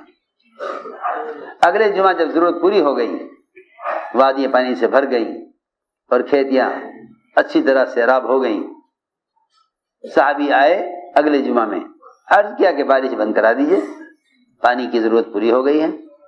ہاں جیسا کوئی کنٹرول روم ہوتا ہے نا، کیا جی ہاں یہاں آ کے کرا دو. پہلے قحط سالی تھی تو آ گئے تھے، اب پانی بھر گیا ہے، ضرورت پوری ہو گئی ہے، بند کرو. سوچئے نا، اس زمانے کے بددین اور اس زمانے کے اللہ کے غیر کی شکلوں سے اثر لینے والوں کا خیال یہ ہے کہ مسیح میں جمع نہ ہونا ورنہ بیماریاں پیدا ہوں گی. ارے تم مسیح میں جمع ہوگے، تم میں سے ہر دو کے درمیان ایک فرشتہ ہوگا، تم میں سے ہر دو کے درمیان ایک فرشتہ ہوگا. تم یوں کہو گے کہ نہیں ہم میں سے ہر دو کے درمیان بیماری ہوگی، وہ اللہ کہہ رہے نہیں تم میں سے ہر دو کے درمیان ایک فرشتہ ہوگا، ہر دو کے درمیان ایک فرشتہ ہوگا. تمہیں ڈاکٹر یہ کہیں گے نہیں ہر دو کے درمیان بیماری ہوگی. میں کل سوچ رہا تھا میں نے کہا دیکھو یہ نماز چھوڑ کر بازار میں جاویں گے، شیاطین کے پروں میں رہیں گے، ان کے آپس میں کتنی اس کا اٹھا دو یہاں سے، یہ جاویں گے بازار میں فرشتوں کے یا شیطانوں کے پروں میں رہیں گے، کتنی بیماریاں منتقل ہوں گی. زنا کی بیماریاں، آنکھوں کے غلط استعمال کی بیماریاں، لایعنی باتوں کی بیماریاں، کتنی بیماری منتقل ہوں گی، کتنی بیماریاں منتقل ہوں گی. حدیث میں آتا ہے، رات ہی میں کہہ رہا تھا بچوں سے، میں نے کہا دیکھو تو صحیح، حدیث میں فرمایا کہ جو 5 مرتبہ مسجد میں آتا ہے نماز کے لیے، بتاؤ تمہارا کیا خیال ہے اگر کسی شخص کے اس کے مسجد و گھر کے درمیان ایک صاف پانی کی نہر ہو جی اور وہ اس میں سے روزانہ 5 مرتبہ غسل کرے، آپ کیا فرما رہے؟ حل یبقى من درنہ شیء، کیا اس کے بدن پر میل باقی رہ جائے گا؟ بدن پر میل باقی رہ جائے گا. 5 مرتبہ جو ایک صاف اور گہری نہر کے اندر 5 مرتبہ نہائے، کیا اس کے بدن پر میل باقی رہ جائے گا؟ تو میں نے عرض کیا کہ جو آدمی 5 مرتبہ وضو کر کے نماز کے لیے مسجد میں آ رہا ہے، میں تو حیران ہوں ان بے عقل ڈاکٹروں کی باتوں سے. ایک طرف تو یوں کہتے ہیں کہ بھائی ہاتھ دھو تاکہ بیماری منتقل نہ ہو، ہاتھ دھو بیماری منتقل نہ ہو. اور 5 وقت نماز کے لیے جب آدمی کامل وضو کرے گا، کیا کرے گا؟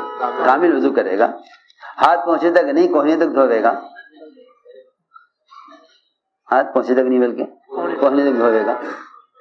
یہ تو 1 مرتبہ ہاتھ دھونے کو کہیں گے، اللہ 5 مرتبہ ہاتھ دھونے کو کہہ رہا ہے. کم سے کم 5 مرتبہ ہاتھ دھونا. اور یوں بھی مومن کے پاس جو ہتھیار ہے، وہ ہتھیار سب سے بڑا ہتھیار مومن کے پاس باوضو رہنا ہے. بڑا ہتھیار مومن کے پاس جانتے ہیں آپ کہ باوضو آدمی کیا ہوتا ہے؟ ہتھیار باندھے ہوتا ہے، مسلح ہتھیار بندھا ہوا، ہر وقت دشمن کے مقابلے پر اس کے بعد ہتھیار تیار ہے. کیوں کہ باوضو ہے. کیا ہے؟ باوضو. جی ہاں، خود ہی یہ کہتے ہیں ہاتھ دھو، اور خود ہی یہ کہتے ہیں کہ ہاں مسجد آؤ نماز کے لیے کہ بیماری منتقل ہوگی. ارے عجیب بات ہے، جو آدمی کامل وضو کر کے آ رہا ہے نماز کے لیے، اسے بیماری کیسے منتقل ہو جائے گی؟ آپ یہ بھی کہتے ہیں کہ ہاتھ دھو بیماری منتقل نہ ہو، اور یہ بھی کہتے ہیں کہ نہیں نماز ساتھ نہ پڑھنا بیماری منتقل ہوگی. جی ہاں، جب مسلمان گمراہی کے راستے پر چل پڑتا ہے تو اس کو اعمال میں ناکامیاں نظر آنے لگتی ہیں. آدمی گمراہی کے راستے پر چل پڑتا ہے، جو گمراہی کے راستے پر چل پڑتا ہے تو پھر اس کو اعمال میں ناکامیاں نظر آنے لگتی ہیں.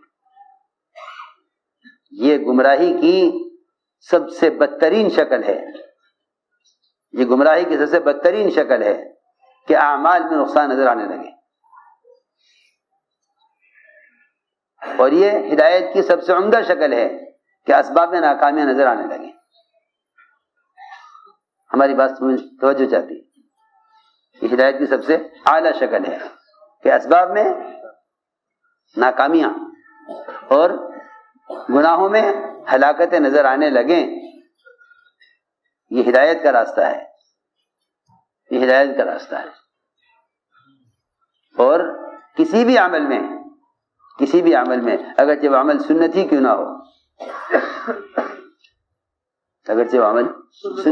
نہ ہو، لکھا ہے علماء نے لکھا ہے کہ حضور اکرم صلی اللہ علیہ وسلم کی وفات کے بعد سے لے کر قیامت تک مخلصین اللہ والے دنیا میں جتنے بھی خیر کے کام کریں اور جتنے بھی رفاہی کام لوگوں کو راحت پہنچانے کے، مسجدیں بنوائیں، کنویں کھدوائیں، یتیم خانے تعمیر کرائیں، زوایا بنوائیں، خانقاہیں تعمیر کرائیں، علماء نے لکھا ہے کہ ان سب مخلصین کے قیامت تک ان سارے خیر کے کاموں کے اندر وہ انوارات نہیں ہیں جو نور صرف حضور اکرم صلی اللہ علیہ وسلم کی استنجی کے لائن کی سنت میں ہے۔ یہ لکھا علماء نے، سمجھے؟ مشکات شریف کی شرح ہے مظاہر حق،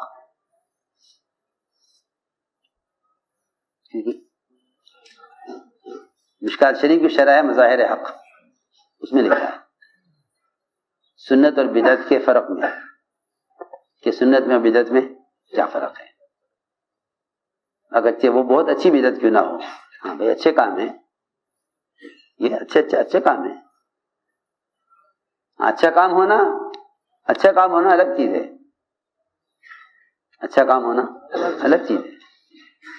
آپ کنواں کھدوا دیں محلے کے لیے، لوگ اسے پانی لیں، آپ یتیم خانہ بنوا دیں، یتیم بچے اس میں پلیں، ٹھیک ہے، خیر کے کام سے انکار نہیں ہے، خیر کے کام ہے، لیکن سنت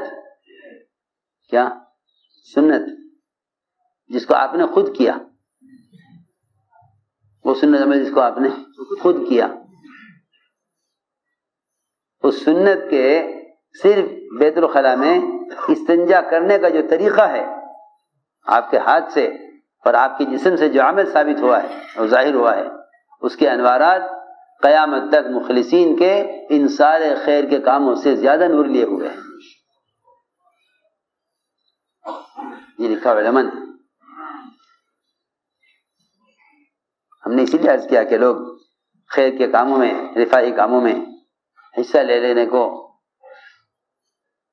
وہ اللہ کے راستے کے خروج اور نقل و حرکت اور دعوت اللہ کا اس کو بدل سمجھ لیتے ہیں۔ اس پر مجھے حدیث یاد آئی ہے،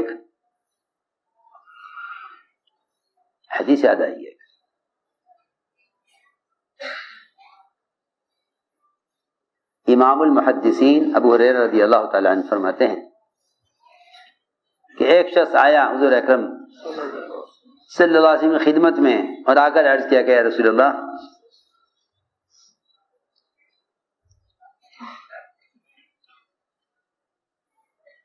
میں اگر 6000 دینار کسی خیر کے کام میں خرچ کر دوں، کتنے؟ 6000 دینار کسی خیر کے کام میں خرچ کر دوں، بہت سے خیر کے کام ہیں دنیا میں، تو کیا میرے اللہ کے راستے میں نکل کر دعوت دینے کا بدل ہو جائیں گے؟ یہ سوال کیا صحابی نے۔ 6000 سونے کی اشرفیاں 6000 خرچ کر دوں کسی خیر کے کام میں، تو کیا اللہ کے راستے میں نکل کر دعوت دینے کا بدل ہو جائیں گے؟ آپ نے فرمایا کہ جو شخص اللہ کے راستے میں نکل کر صرف سو رہا ہے، کچھ نہیں کر رہا، صرف سو رہا ہے، یہ سونے والا بھی تیرے 6000 دینار کے خرچ کرنے والے سے زیادہ افضل ہے۔ Reconstruction of Ummah. ہاں، کیونکہ سنت ہے نا، اللہ کے راستے میں پھرنا سنت ہے۔ جی ہاں، آپ کا اپنا بذات خود کیا ہوا عمل ہے. تو یہ تو بڑی بات ہے کہ اللہ کے راستے میں نکل کر دعوت دینا. میں تو عرض کر رہا کہ استنجے کی لائن کی سنت کے بھی انوارات تمام خیر کے کاموں سے زیادہ اپنے اندر نور لیے ہوئے ہیں، کیونکہ جو عمل آپ سے زیادہ ثابت ہے اس کا کوئی بدل نہیں ہے. ہم نے اس لیے عرض کیا ہے کہ ساری بات اس پر عرض کر رہا تھا کہ حضور اکرم صلی اللہ علیہ وسلم نے اس کا عادی بنایا تھا کہ اپنے مسائل کو لے کر مسجد میں آؤ. جب کسی بھی آنے والے عذاب کا دفاع محض مادی شکل سے کیا جائے گا تو مادی اسباب اعمال میں رکاوٹ بنیں گے. مادی اسباب اعمال میں رکاوٹ بنیں گے. جب بھی کسی عذاب کا مقابلہ مادی اسباب سے کیا جائے گا تو مادی اسباب وہ اعمال میں رکاوٹ بنیں گے. اگر آپ محض ڈاکٹروں کی ہدایات اور محض سائنس اور محض ظاہری نظام کو آپ دیکھیں گے تو یہ آپ کو فرائض سے اور یہ آپ کو سنتوں سے اور یہ آپ کو بے شمار اعمال سے روک دیں گے، یہ کہہ کر کہ یہ موقع ان اعمال کے کرنے کا نہیں ہے. حالانکہ حضور اکرم صلی اللہ علیہ وسلم نے اپنے صحابہ کو اس کا عادی بنایا تھا کہ تم پر جو بھی حال آئے تم اس حال کا حل تلاش کرنا مسجد میں آ کر. اس لیے مسجد کو تمام نقشوں سے خالی رکھا گیا. مسجد کو تمام نقشوں سے خالی رکھا گیا. سن 9 ہجری تک مسجد نبوی میں چراغ نہیں تھا. سن 9 ہجری تک مسجد میں چراغ نہیں تھا. سن 9 ہجری تک اسلام پھیل چکا تھا ملکوں میں بھی اور باہر جماعتیں جانے لگی تھی، لیکن مسجد نبوی میں چراغ نہیں تھا. چراغ ایک ایسی ضرورت ہے جو بہت سی عبادات اور مدینہ جیسا سانپ بچھوؤں کا علاقہ کثیر الحوام علاقہ کہلاتا ہے کہ جس میں کیڑے مکوڑے سانپ بچھو بہت ہوتے تھے، لیکن مدینہ میں مسجد نبوی میں چراغ نہیں تھا. اسی اندھیرے میں سارے کام ہوتے تھے. سنو تو صحیح، 9 سال ہجرت کے بعد گزر گئے تب حضرت تیمیہ داری نے مسجد نبوی میں چراغ جلایا. میں نے عرض کیا کہ لوگ اس کے عادی تھے کہ جو بھی حال آئے اس حال کا مقابلہ اعمال مسجد سے کیا جائے. آگ نکلی جس نے سارے مدینے کو گھیر لیا. عمر رضی اللہ تعالیٰ عنہ آگ کی خبر سنتے مسجد پہنچے. تیمیہ داری سے کہا تمیم یہ آگ نکلی ہے، اسے پہاڑ میں داخل کر کے آؤ. ایک آدمی پورے مدینے سے آگ کی وبا کو اور آگ کے عذاب کو ایسا سمیٹ کر لے گئے جیسا بکریوں کو سمیٹ دیا جاتا ہے ان کے جو ہے ان کی جگہ پر ان کے کھلیان میں بکریوں کو سمیٹ لیا جاتا ہے، کیونکہ ایسے سمیٹ کر لے گئے آگ کو. اور آگ ایسی تابع تھی کہ جس طرف وہ اشارہ کرتے تھے آگ اس طرف چلتی تھی. جس سے اشارہ کرتے تھے آگ اس طرف چلتی تھی. اس وقت ساری دنیا کے مسلمانوں کو ایک خوف میں ڈال کر اعمال سے غافل کرنے اور اعمال سے روکنے کو اس کا بہانہ بنایا، حالانکہ یہ بہانہ تھا عمل کی طرف لانے کا اور غفلت سے نکالنے کا. ادھر دریا نیل کا پانی اتر گیا. ہر سال کا معمول کہ پانی نیچے اتر جاتا تھا. ان کا معمول یہ تھا کہ ایک لڑکی کو خوب زیور پہناتے، خوبصورت سے خوبصورت لڑکی کسی بھی خاندان سے اٹھا لیتے اور خاندان والے بھی فخر محسوس کرتے تھے کہ ہماری لڑکی کام آ جائے. اچھا ہے کہ سارے علاقے والوں کو پانی ملے گا اور ثواب ہمیں ملے گا. ثواب ہمیں ملے گا. جی ہاں، لوگ فخر سے ابھی لڑکی پیش کرتے تھے کہ لو بھائی ہماری بچی کو لو دریا میں ڈال دو تاکہ دریا بھینٹ چڑھے گی لڑکی کی تو پانی اوپر آئے گا. حضرت عمر کو خط لکھا، مومنین ان کا معمول تو یہاں یہ ہے. ان کا معمول تو یہاں یہ ہے کہ دریائے نیل کو چلانے کے لیے یہ ایک جہالت کا عمل یہ کرتے ہیں کہ ایک لڑکی کو مزین کر کے دریا میں ڈالتے ہیں، اس پر یہ دریا کا پانی اوپر آتا ہے، اور اگر یہ نہیں کرتے ہیں تو سارا علاقہ پانی سے پریشان ہوگا۔ اتنے مرے قحط سالی سے بہتر ہے کہ ایک لڑکی کو پانی میں ڈبو دیا جاوے، ایک لڑکی مر جائے سب کی حیات کا سبب بن جاوے، ایک لڑکی مر جاوے سب کو پانی مل جاوے۔ لکھا کہ نہیں، اسلام اس کی کوئی اجازت نہیں دیتا، اسلام اس کی اجازت نہیں دیتا کہ کسی کو مار کر عذاب ہٹایا جائے، اسلام اس کی اجازت نہیں دیتا۔ اب تو انسان کی قیمت نہیں ہے، اب تو لوگ بیماری کو روکنے کے لیے بیمار کو ختم کرنے کی کوشش میں ہیں۔ بیماری کو روکنے کے لیے بیمار کو ختم کرو، بیماری کو روکنے کے لیے بیمار کو ختم کرو۔ حالانکہ حدیث میں آتا ہے کہ اگر ایک مومن کو قتل کرنے پر تمام آسمان کی مخلوق اور تمام زمین کی مخلوق جتنی بھی ہے، اگر یہ سب کے سب صرف ایک فرد کو قتل کرنے میں شریک ہیں، ایک فرد کو قتل کرنے میں شریک ہیں، ساری مخلوق آسمان کی اور ساری مخلوق زمین کی، اگر یہ سب کے سب شریک ہیں کس میں؟ ایک مومن کو قتل کرنے میں، تو اللہ تعالیٰ اس ساری مخلوق کو جہنم میں ڈالیں گے۔ یہ نہیں کہا جائے گا کہ اس کے قتل کرنے میں کس کا کتنا حصہ ہے۔ اس زمانے میں کیونکہ انسان محنت کا میدان نہیں ہے، وہ اتنا بے قیمت ہو گیا کہ یوں سمجھتے ہیں کہ ایک آدمی کو ختم کرنا آسان ہے اتنا آدمیوں کی جان بچانے کے لیے۔ جی ہاں، جب آدمی کا دل و دماغ پر جہالت چھا جاتی ہے اور دل سے یقین نکل جاتا ہے اور آدمی وہم کا شکار ہو جاتا ہے، تو پھر اس کا ہر قدم فرعون کی طرح الٹا ہوتا ہے، اس کا ہر قدم فرعون کی طرح الٹا ہوتا ہے۔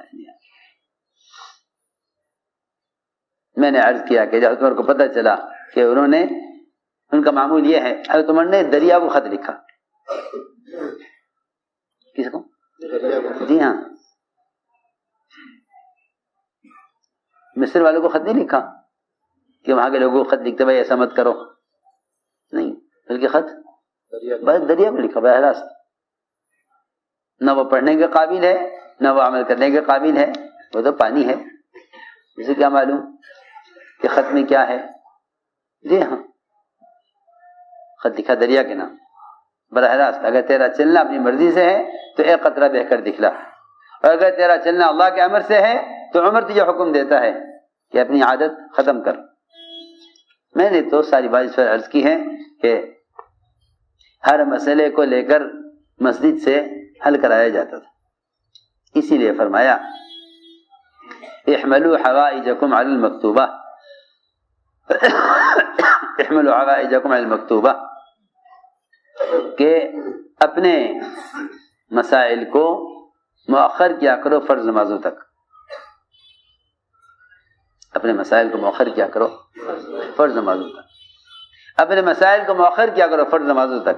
احملوا حوائجکم علی المکتوبہ، اور ظاہر بات ہے کہ جب یہ کہا گیا کہ حاجت کو مؤخر کرو فرض نماز کے لیے، لوگ حاجت کو مؤخر کرتے ہیں حکومت کے بدلنے کے انتظار میں، حالات کے بدلنے کے انتظار میں، ابھی حاجت کا موقع نہیں ہے، فلاں فلاں موقع آئے گا، فلاں فلاں اسباب آئیں گے تبھی حاجت پوری کریں گے۔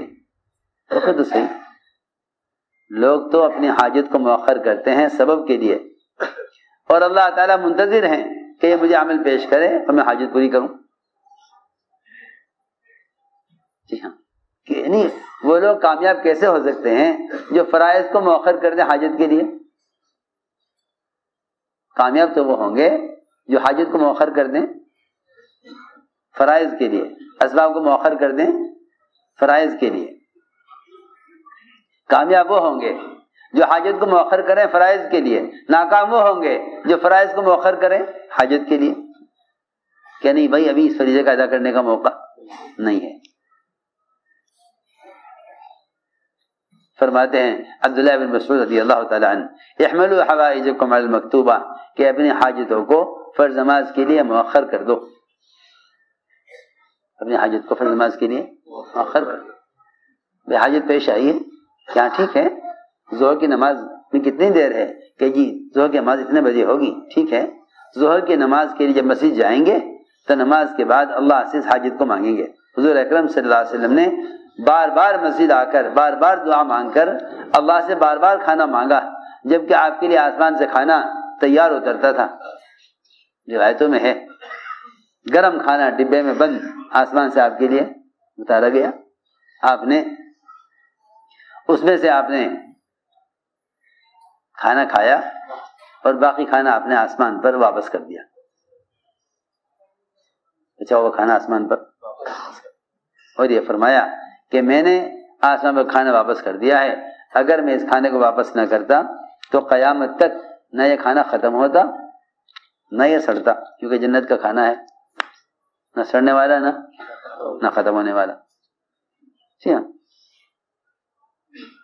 اگر باقی رکھتا تو سوچو جن کے لیے آسمان سے کھانا تیار اترتا ہو وہ تین مرتبہ مسجد میں آ کر نماز پڑھ کر اللہ سے کھانا مانگ کر اپنی بھوک کی شکایت کر کے بار بار گھر میں جا کر پوچھ رہے کھانا آیا یا نہیں آیا اور ہر دفعہ جواب ملے کھانا نہیں ہے. پھر جامع مسجد پھر اللہ سے مانگے. ہائے ہائے اللہ تعالیٰ کوئی بھی حال لا کر دیکھنا چاہتے ہیں کہ میرا بندہ اس وقت اس حال کے ہٹانے کے لیے سبب کی طرف جاتا ہے یا عمل کی طرف جاتا ہے. اس حال کو ہٹانے کے لیے سبب کا محتاج ہے عمل کا محتاج ہے. بس اگر اسباب کی طرف جاؤ گے تو محتاجگی بڑھے گی. عمل کی طرف آؤ گے تو اللہ رب العزت کہیں سبب کے بغیر ہی کام بنا دیں گے. صحابی مقروض ابو باہل رضی اللہ تعالیٰ عنہ مسجد میں آ کر بیٹھ گئے. پوچھا مسجد میں اس وقت کیوں؟ عرض کیا جی اتنا قرضہ ہے کہ میں اس کی ادائیگی سے عاجز آ گیا ہوں. اس کی ادائیگی سے عاجز آ گیا. آپ نے فرمایا کہ ابو امامہ کیا ہم تمہیں ایسی دعا نہ سکھلا دیں؟ تم اسے پڑھو تو جتنا تمہارے اوپر قرضہ ہے سارا اللہ ادا کرا دے. اگر یمن کے پہاڑ کے برابر بھی قرضہ ہو آسانی سے ادا ہو جائے. ایک صحابی ایسے ہی مسجد میں آ گئے پریشان حال سیدھے مسجد میں کیا بتاؤں سمجھ تو آنے کی نہیں بات. مسجد میں آ کر کہنا ہی اللہ سے کہنا ہے. مسجد میں آ کر کہنا ہی اللہ سے کہنا ہے. مسجد میں آ کر کہنا ہی اللہ سے کہنا ہے. ورنہ مسجد سے باہر کا جتنا ماحول پھیلا ہوا ہے اسباب کا اور شکلوں کا حکام کا اور وزارتوں کا یہ تو سب کے سب اللہ سے دور کرنے والے اسباب ہیں. جب بھی کوئی آدمی مسئلے کا حل اللہ کے علاوہ میں تلاش کرے گا اللہ تعالی کی طرف سے الجھتا ہی چلا جائے گا. اس لیے کہ جس طرح اسباب کا سلسلہ ہے ایک سبب کا کڑا دوسرے سبب کے اندر پڑا ہوا ہے. ایک سبب کا کڑا دوسرے سبب میں پڑا ہوا ہے. جس طرح اسباب کا سلسلہ ہے اس طرح اعمال کا بھی سلسلہ ہے. جب مسلمان عمل کو لے کر حاجت کو لے کر مسجد میں آتا ہے نا تو اللہ رب العزت اس پر اعمال کی لائن کے اسباب کھولتے ہیں. اللہ اس پر اعمال کی لائن کے اسباب کھولتے ہیں. اور جب مسلمان حاجت کو لے کر سبب کی طرف جاتا ہے عمل کو چھوڑ کر تو پھر اس پر اسباب کی لائن کھول دی جاتی ہے. اس اسباب کی لائن کھول دی جاتی ہے. اسے اسباب یہاں تک پہنچا دیتے ہیں کہ پھر یہ عمل کے ضائع کرنے پر آ جاتا ہے اور اسباب اس کو حرام اسباب تک پہنچا دیتے ہیں. اسباب اس کو حرام اسباب تک پہنچا دیتے ہیں. کیا کر سکتے ہیں ان حالات میں؟ بے شک یہ چیز غلط ہے مگر حالات نے مجبور کر دیا ہے. جی ہاں حالات تو حائل ہو جاتے ہیں بندے کے اور اللہ کے درمیان اگر ان حالات میں اعمال کی طرف نہ آئے. ہم نے عرض کیا کہ صحابی نے قرض کی شکایت کی. آپ نے فرمایا کیا تم نے درخت کا پھل توڑ لیا ہے؟ کہ جی ہاں. چلو آپ تشریف لائے. جتنے الگ الگ ڈھیر لگے ہوئے تھے کھجور کی قسموں کے، اعلان کر دیا گیا لوگوں میں جس کا جو بھی حق ان کے ذمے ہے واقع اپنا حق لے لے. ہر طرف سے لوگ آئے اور کھجوریں تول تول کر بھر بھر کر لے گئے. سارا قرضہ ادا ہو گیا. جبکہ یہ کہتے تھے کہ اگر میں سال ہر سال درخت کی آمدنی قرض میں دیتا رہوں، اپنے گھر ایک کھجور لے کر بھی نہ جاؤں، تب بھی میرا قرض کا ادا ہونا مشکل ہے. خدا کی شان، سارا قرضہ ادا ہو گیا. فرماتے تھے صحابی کہ مجھے ایک کھجور کی جگہ خالی نظر نہیں آتی تھی کہ یہاں سے کوئی کھجور اٹھائی گئی ہے. سارے ڈھیر کھجوروں کے سلامت رہے، ان میں کوئی کمی نہیں آئی اور سارا قرضہ ادا ہو گیا. میں نے تو یہ واقعہ سے عرض کیے ہیں تاکہ ہمیں اس کا یقین ہو کہ واقعی اللہ تعالی حالات لا کر دیکھنا چاہتے ہیں کہ میرا بندہ اس وقت اس حال سے بچنے کے لیے سب کو مقدم کرتا ہے یا عمل کو مقدم کرتا ہے. اس لیے میرے دوستوں عزیزوں، میں نے عرض کیا کہ تربیت اور تعلیم اور اللہ سے مسائل کو حل کرانے کا تعلق اصل اعمال مسجد سے ہے. حضور اکرم صلی اللہ علیہ وسلم نئے آنے والوں کو مسیح کے ماحول میں رکھا کرتے تھے تاکہ اس ماحول میں رہنے سے دلوں کے اندر ہدایت کا نور اترے اور دل اعمال مسجد سے نرم ہوں. جتنا مسجد سے دور رہو گے دلوں میں سختی پیدا ہوگی اور جتنا مسجد سے دور رہو گے اتنا نافرمانی کا مزاج بنے گا. اس لیے کہ فرما برداری کا مزاج بنتا ہے فرما برداروں کے ساتھ رہنے سے. فرما برداری کا مزاج بنتا ہے فرما برداروں کے ساتھ. وہ کون ہے فرما بردار؟ کہ وہ فرشتے ہیں. جی ہاں، لا یعصون اللہ ما امرہم ویفعلون ما یؤمرون. فرشتوں کی خاص صفت ہے یہ کہ وہ اللہ کے ہر امر کو پورا کرتے ہیں اور کسی کام میں اللہ کی نافرمانی نہیں کرتے. ان فرشتوں کی صحبت میں رہنے سے عمل کی استعداد پیدا ہوتی ہے.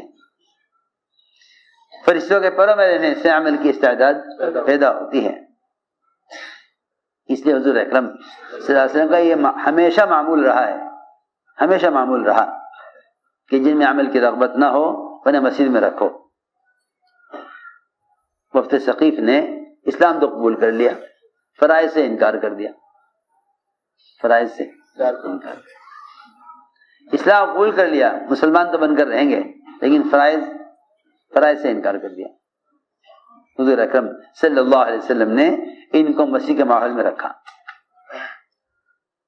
اور یہ فرمایا کہ اعمال مسجد کے اندر تاثیر ہے. یہ اعمال مسجد میں تاثیر ہے کہ اعمال مسجد ان کے دلوں کو اسلام کے لیے نرم کر دیں گے. یہ ان قریب زکوٰۃ بھی دیں گے، دین کی محنت بھی کریں گے، ان قریب یہ سارے اعمال کریں گے، کیونکہ اعمال مسجد میں دلوں کو نرم کرنے کی خاصیت ہے. اعمال مسجد میں دلوں کو نرم کرنے کی خاصیت ہے. ضدی کافر سمامہ ابن اسال آپ نے مسجد میں باندھ کر رکھا. مشرکین کو جو قید کیا جاتا تھا وہ غلام بنانے کے لیے، مال لینے کے لیے یا قتل کرنے کے لیے نہیں قید کیا جاتا. اس زمانے کے لوگ تو سمجھتے ہیں کہ غیروں کو اسلام پر مجبور کرنے کے لیے قید کیا جاتا تھا. نہیں، بلکہ قید کرنے کی جو وجہ تھی غیروں کو، وہ دو چیزیں دکھلانی ہوتی تھی. ایک تو مسجد کے اعمال کا اثر ان کے قلوب پر پڑے، دوسرے قرآن کی آواز ان کے کانوں میں پڑے. قرآن کی آواز ان کے کانوں میں پڑے. سنو توجہ سے بات. قرآن کی آواز کان میں پڑے اور مسجد کے اعمال ان کے دلوں کو اسلام کے لیے نرم کریں.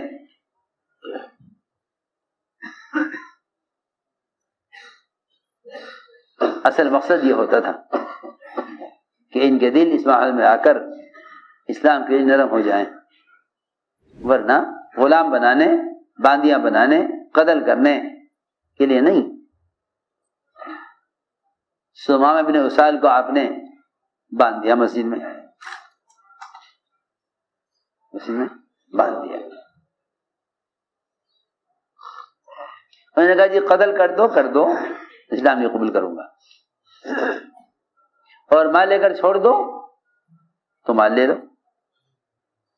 نہ آپ نے قتل کیا نہ آپ نے مال لیا، کہ نا نبی کا کام یہ نہیں ہے کہ نبی قتل کر دیں، اور نبی کیونکہ جو آدمی نبی کے ہاتھوں قتل کیا گیا یا جو صحابی کے ہاتھوں قتل کیا گیا وہ جہنم میں گیا، اور دعوت کا مقصد جہنم سے بچانا ہے، نہ کہ غیروں کو جہنم میں پہنچانا۔ Reconstruction of Ummah. آسان بات ہے، کیونکہ اس خروج اور نفر کے 3 مقصد ہیں۔ امت کو جمع کرنا علم پر، اسے نفر تعلیم کے لیے ہے کہ جہالت سے نکالو، اور امت کو جمع کرنا ایمان کے حلقوں پر، اور امت کو جمع کرنا اللہ کے فرائض پر۔ یہ خروج کا اصل مقصد ہے۔ حضور اکرم صلی اللہ علیہ وسلم حضرت ثمامہ کے پاس روزانہ آتے، پوچھتے ثمامہ کیا ارادہ ہے، قتل کر دو یا مال لے لو؟ کہ نہیں، نہ ہم قتل کریں گے نہ ہم مال لیں گے، ہم تو یہ چاہتے ہیں تم اسلام لے آؤ، چاہتے ہیں کہ تم اسلام لے آؤ۔ ایک دن گزرا یہی کیفیت، دوسرا دن گزرا یہی کیفیت، اب 3 دن پورے ہو گئے۔ 3 دن، جی ہاں سوچ تو صحیح، 3 دن پورے ہو گئے، 3 دن پورے ہو گئے۔ تم آم کی پیٹیوں میں مسالہ لگا کے رکھتے ہو، 3 دن کے بعد کھول کے کہتے ہو ہاں اب تیار ہو گیا۔ کیوں بھائی؟ ہاں کیا کرتے ہو؟ آم کی پیٹیوں میں ہاں رکھا کے رکھتے ہو، 3 دن کے بعد کہتے ہو جی اب تیار ہے۔ آپ بھی روزانہ آ کے ثمامہ کو دیکھتے تھے کہ تیار ہوا یا نہیں۔ اب تو اعمال مسیح پر یقین ہی نہیں ہے اس کا لوگوں کو۔ اس یقین کے نہ ہونے کی تو وجہ ہے کہ بھائی چھوڑ دو فرائض، چھوڑ دو مسجد، تالے لگا دو مسجدوں کو۔ اللہ اکبر، جن مسجدوں سے رحمتیں آتی، عذاب ہٹتا ہے جی، اللہ کی طرف سے حج کے فیصلے ہوتے، یہ اللہ کے عذاب کو بڑھانے کی کوشش میں ہیں بجائے ختم کرنے کے۔ یہ اللہ کے عذاب کو بڑھانے کی کوشش میں ہیں۔ جن مسجدوں کو چھوڑنے کی وجہ سے عذاب آیا ہے، ان مسجدوں کو آباد کرنے سے یہ سمجھتے ہیں کہ عذاب ہٹ جائے گا۔ ان مسجدوں کو چھوڑنے کی وجہ سے جو عذاب آیا ہے، یہ سمجھتے ہیں ان مسجدوں کو چھوڑنے سے عذاب ہٹ جائے گا، کہ نہیں، یہ عذاب کے بڑھنے کا سبب ہے اگر یہ مسجدوں کو آباد نہ کریں۔ 3 دن ہو گئے پورے، فرمایا اس آپ نے کہ ثمامہ کو کھول دو، ثمامہ کو وہاں سے نکلے۔ اب یہ اس مسجد کے ماحول کا اثر ہے کہ ایک ضدی کافر اسلام کو قبول کرنے کے لیے اندر سے تیار ہو گیا۔ میں اس لیے کہہ رہا ہوں یہ باتیں کہ آج کل خیال یہ ہے لوگوں کا کہ بھئی کسی بھی ذریعے سے دین کا پیغام پہنچا دو تو تبلیغ کا، دعوت کا فریضہ ادا ہو جاتا ہے۔ ایسا نہیں ہے، ایسا کسی بھی ذریعے سے پیغام پہنچا دینا تبلیغ نہیں ہے۔ دعوت تبلیغ یہ ہے کہ آپ خود جا کر دعوت دیں، اور دعوت دے کر نہ آ جائیں بلکہ دعوت دے کر اپنے ماحول میں لائیں۔ یہ میں عرض کرنا چاہتا ہوں شروع سے کہ امر معروف و نہی منکر کا اصل مطلب کیا تھا؟ اصل مطلب یہ تھا کہ تم مسلمان کو منکر کے ماحول سے نکال لاؤ اور معروفات کے ماحول میں لا کر ان سے معروفات ادا کروا لو۔ یہ ہے امر معروف و نہی منکر کی عملی محنت، اور یہی اس دعوت کا اصل مقصد ہے، اور دعوت کہتے ہی اسے ہیں۔ امام المحدثین ابو ہریرہ فرماتے ہیں کہ تم خیر امت جب ہو سکتے ہو اور تم افضل امت جب ہو سکتے ہو جب تم لوگوں کو پاس چل کر جاؤ اور ان کو ان کے ماحول سے کسی بھی طرح نکال کر اپنے ماحول میں لا کر ان کے دل میں اسلام کی رغبت پیدا کر دو، پھر تو تم خیر امت ہو سکتے ہو۔ اگر میں آپ سے یہ کہہ دوں کہ اگر آپ گشتوں کے ذریعے لوگوں کو جا کر محنت کر کے ان کو ان کے ماحول سے نکال کر نہیں لاتے تو آپ خیر امت نہیں ہو سکتے،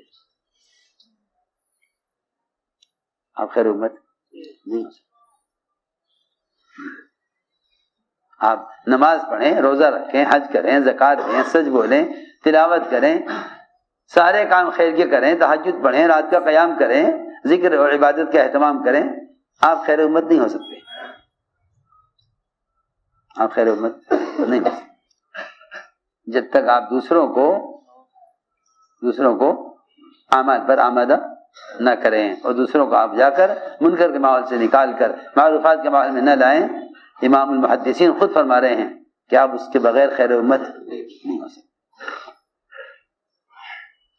ہم یہ سوچیں کہ ایک ثواب کا کام ہے اور ثواب کے کام اور بھی ہیں، کوئی یہ تھوڑا ہی اور بھی ہیں۔ گشت کے بارے میں یہ سوچتے ہیں کہ دیکھو حالات، موقع دیکھو، اگر تم بالکل فارغ ہو، کوئی کام نہیں ہے اس وقت، ہاں جی کب کرو، اتوار میں گشت کر لیں گے، کیونکہ اتوار کو دفتر بھی نہیں اور اتوار کو بازار بھی نہیں۔ یہ تو میں نے عرض کیا کہ اصل بات یہ تھی کہ نقل و حرکت اس لیے تھی تاکہ امت کو غفلت کے ماحول سے نکالا جائے، امت کو غفلت کے ماحول سے نکالا جائے اور امت کو دعوت دے کر معروفات کے ماحول میں لایا جائے، اس لیے کہ صحیح حدیث ہے اور بے شمار قرآن کی آیتیں اور احادیث اس بات کو سمجھانے کے لیے ہیں کہ جیسے ہی تم اس پر آؤ گے اللہ رب العزت اپنے عذاب کو ہٹا لیں گے اور اللہ تعالیٰ تمہاری مدد و نصرت میں لگ جائیں گے۔ اللہ نے شرط لگائی ہے قرآن میں، ان تنصروا اللہ ینصرکم ویثبت اقدامکم، اگر تم اس کے دین کے مددگار ہو تو وہ تمہاری مدد کرنے والا ہے اور تمہارے قدموں کو دین پر جمانے والا ہے۔ یہ اللہ نے شرط لگا دی ہے قرآن میں۔ اور یاد رکھو کہ اصل نصرت دعوت دینا ہے، اصل نصرت دعوت دینا نصرت ہے، کیونکہ حدیث میں آتا ہے مدد کرو ظالم کی مظلوم کی بھی، مدد کرو ظالم کی بھی مظلوم کی بھی۔ صحابہ نے عرض کیا کہ رسول اللہ مظلوم کی مدد کرنا تو سمجھ میں آتا ہے، لیکن آپ فرما رہے کہ مدد کرو ظالم کی۔ ظالم کی مدد کیسے کریں؟ ظالم کی مدد، ایک تو خود ظالم ہو پھر اس کی مدد کریں۔ فرمایا ہاں، ظالم کی مدد کرنا یہ ہے کہ وہ ظالم کو ظلم کرنے سے روکو۔ معلوم ہو گیا کہ سب سے بڑی دین کی نصرت منکر کرنے والوں کو منکر سے روکنا ہے، روکنا یہ نہیں کہ آج جا کر کے یہ مت کرو۔ سمجھ میں آ رہی میری بات؟ اس زمانے میں ساری دنیا کے پڑھے لکھے عوام اور خواص سب وہی سمجھتے ہیں کہ لوگوں کو منکر سے روکنا ہے۔ ارے میری بات توجہ چاہتی ہے، میری بات بہت توجہ چاہتی ہے۔ لوگ یہ سمجھتے ہیں کہ لوگوں کو جا کر منکر سے روکنا ہے، حالانکہ اس زمانے میں لوگوں کو منکر سے روکنا یہ منکر سے لوگوں کے باز آنے کا سبب نہیں ہے۔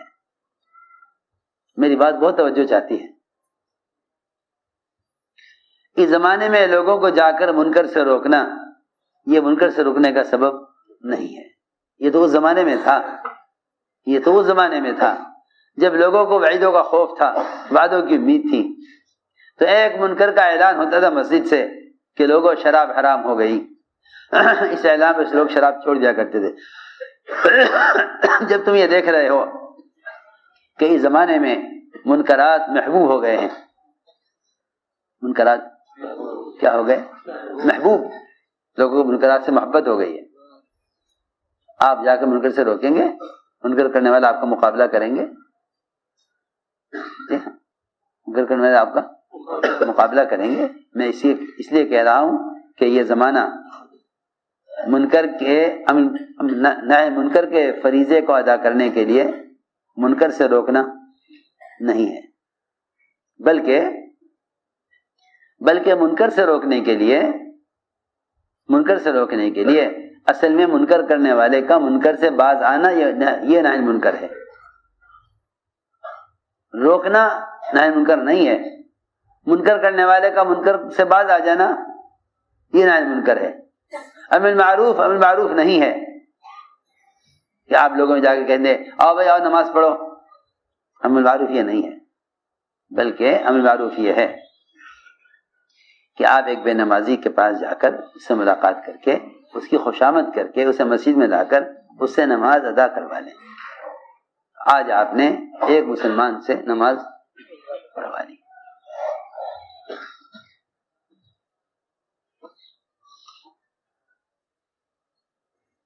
یہ ہے اصل میں اور یہ ہے منکر سے روکنا کہ آپ ایک آدمی کو منکر کے ماحول سے نکال کر مسجد کے ماحول میں لے آویں، آپ اس سے نماز ادا کروا لیں. بس یہ تو قرآن خود کہہ رہا کہ جو نماز پڑھیں گے نماز ان کو منکر سے روک دے گی. میں تو پوچھنا چاہتا ہوں آپ سے کہ منکر سے آپ روکنا چاہتے ہیں یا منکر سے نماز روکے گی؟ بتائیے تو صحیح، زیادہ مؤثر آپ ہیں منکر سے روکنے کے لیے یہ نماز زیادہ مؤثر ہے؟ بہت آسان بات. تو آپ بات تو سمجھ میں آ گئی ہوگی میری کہ منکر سے روکنا ہے یہ نماز ادا کرانا منکر سے روک دینا ہے. آپ تو ذرا حدیثوں پر غور کریں نا، یہ کوئی میرا اپنا خیال تو ہے نہیں کہ میں اپنی رائے سے کچھ کہہ رہا ہوں. جی میں تو اپنی رائے سے نہیں کہہ رہا. آپ قرآن پر حدیث پر غور کریں، صحابہ کے واقعات پر غور کریں تو یہ بات آپ کو سمجھ میں آ جائے گی جو میں کہہ رہا ہوں. اس وقت آپ کو عجیب سی لگے گی کہ بھئی آج کل تو کتابیں ملتی ہیں بازاروں میں جس میں لکھا ہوتا ہے نہی عن المنکر امر بالمعروف. جی ہاں، خرید لو، پڑھ لو، جس توفیق کو پڑھ لے. یہ تو کوئی سنت طریقہ نہیں ہے امر بالمعروف اور نہی عن المنکر کا کہ منکرات کتابوں میں لکھ دیے جاویں اور منکرات اخبار کے اندر لکھ دیے جاویں، ایک کالم اخبار میں اس کا بھی ہو جاوے کہ تاکہ لوگ اخبار پڑھیں تو یہ بھی پڑھ لیں. یہ تو طریقہ ہی نہیں ہے، یہ تو رواجی طریقے ہیں. سنت طریقہ تو یہ نہیں ہے. سنت کیا ہے اس کو میں سمجھانا چاہتا تھا کہ سنت یہ ہے کہ ایک صاحب نے آ کر عرض کیا کہ یا رسول اللہ اس نے چوری کی ہے. فرمایا اس چور کو مسجد کے ستون سے باندھ دو.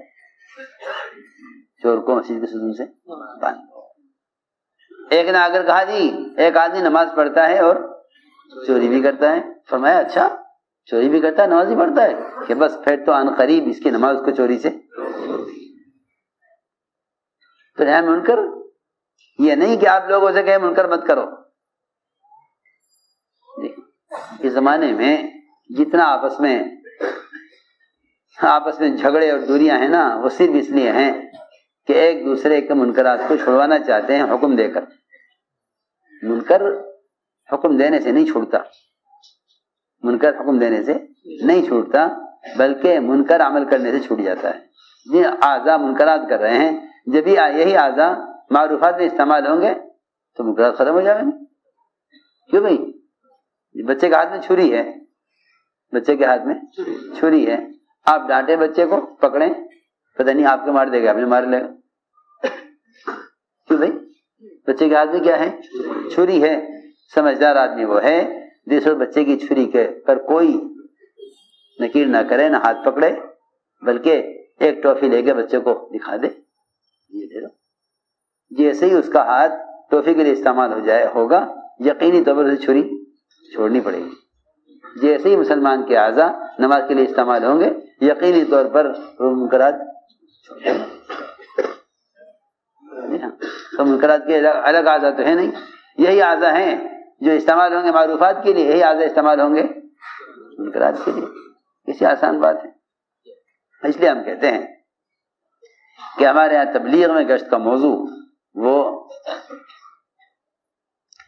باتیں کرنا اور محض چلنا پھرنا نہیں ہے، بلکہ گشت کا موضوع لوگوں کو 3 فرائض پر جمع کرنا ہے: ایمان، علم اور عبادت. نماز، علم اور ایمان، ان 3 کاموں پر، ان 3 فریضوں پر امت کو جمع کرنا، یہ ہمارے ہاں نقل و حرکت کا اصل مقصد ہے کہ امت ایمان پر اور علم پر اور نماز کے ادا کرنے پر آ جائے. ارتداد سے روکنا گیا کہ راستہ ہے امت کو کہ امت فرائض کی ادائیگی پر آ جائے، امت فرائض کی ادائیگی پر، یہ اصل مقصد ہے۔ اس لیے میرے دوستو عزیزو، اس کا عزم کرو، ارادے کرو کہ انشاءاللہ ہمیں خود اپنی ذات سے اپنے ماحول کو بدلنا ہے، ماحول کو بدلنا ہے نقل و حرکت کے ذریعے، اور کسی بھی حال سے متاثر ہوئے بغیر اللہ کے امر کے پورا کرنے کی کوشش کرتے رہو۔ اللہ جو بھی حال لاتے ہیں وہ بندے کے عبادت اور دعوت کو جانچنے کے لاتے ہیں کہ ان حالات میں یہ عمل میں کمی تو نہیں کرتے، اس لیے حالات عمل کے بڑھانے کے لیے ہوتے ہیں، نہ کہ عمل کے کم کرنے یا چھوڑنے کے لیے۔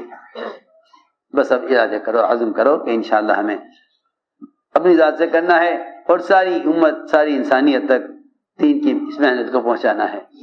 مسئلہ اپنی ذات کا نہیں ہے، مسئلہ ساری امت کا ہے، Reconstruction of مسئلہ ساری امت کا ہے۔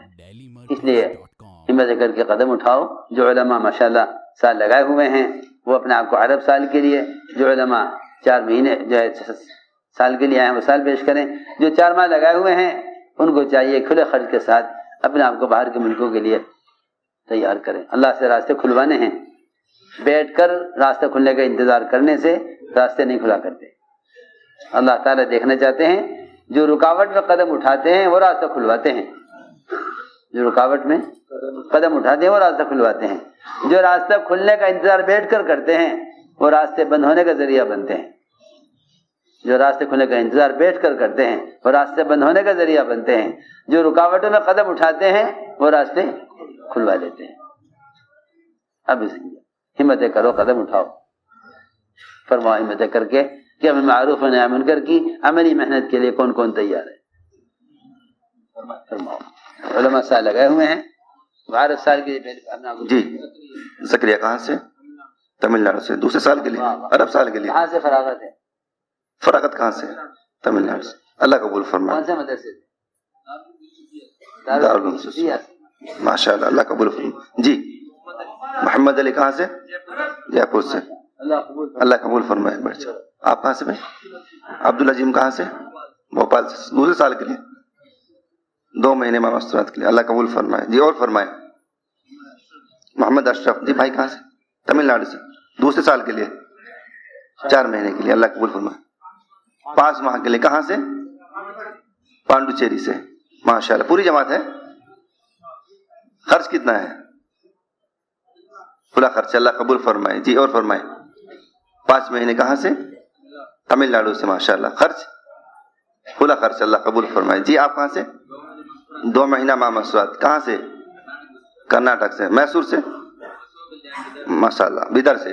اللہ قبول فرمائے۔ جی بھائی 4 مہینہ۔ جی بامبے سے 5 مہینے کے لیے۔ ماشاء اللہ، کتنا خرچ؟ کھلا خرچ، اللہ قبول فرمائے۔ جی 4 مہینے کہاں سے بھائی؟ تمل ناڈو سے۔ ماشاء اللہ، بنگلہ دیش سے۔ ماشاء اللہ، 5 مہینے کے لیے۔ اللہ قبول فرمائے۔ محمد عمر کرناٹک سے۔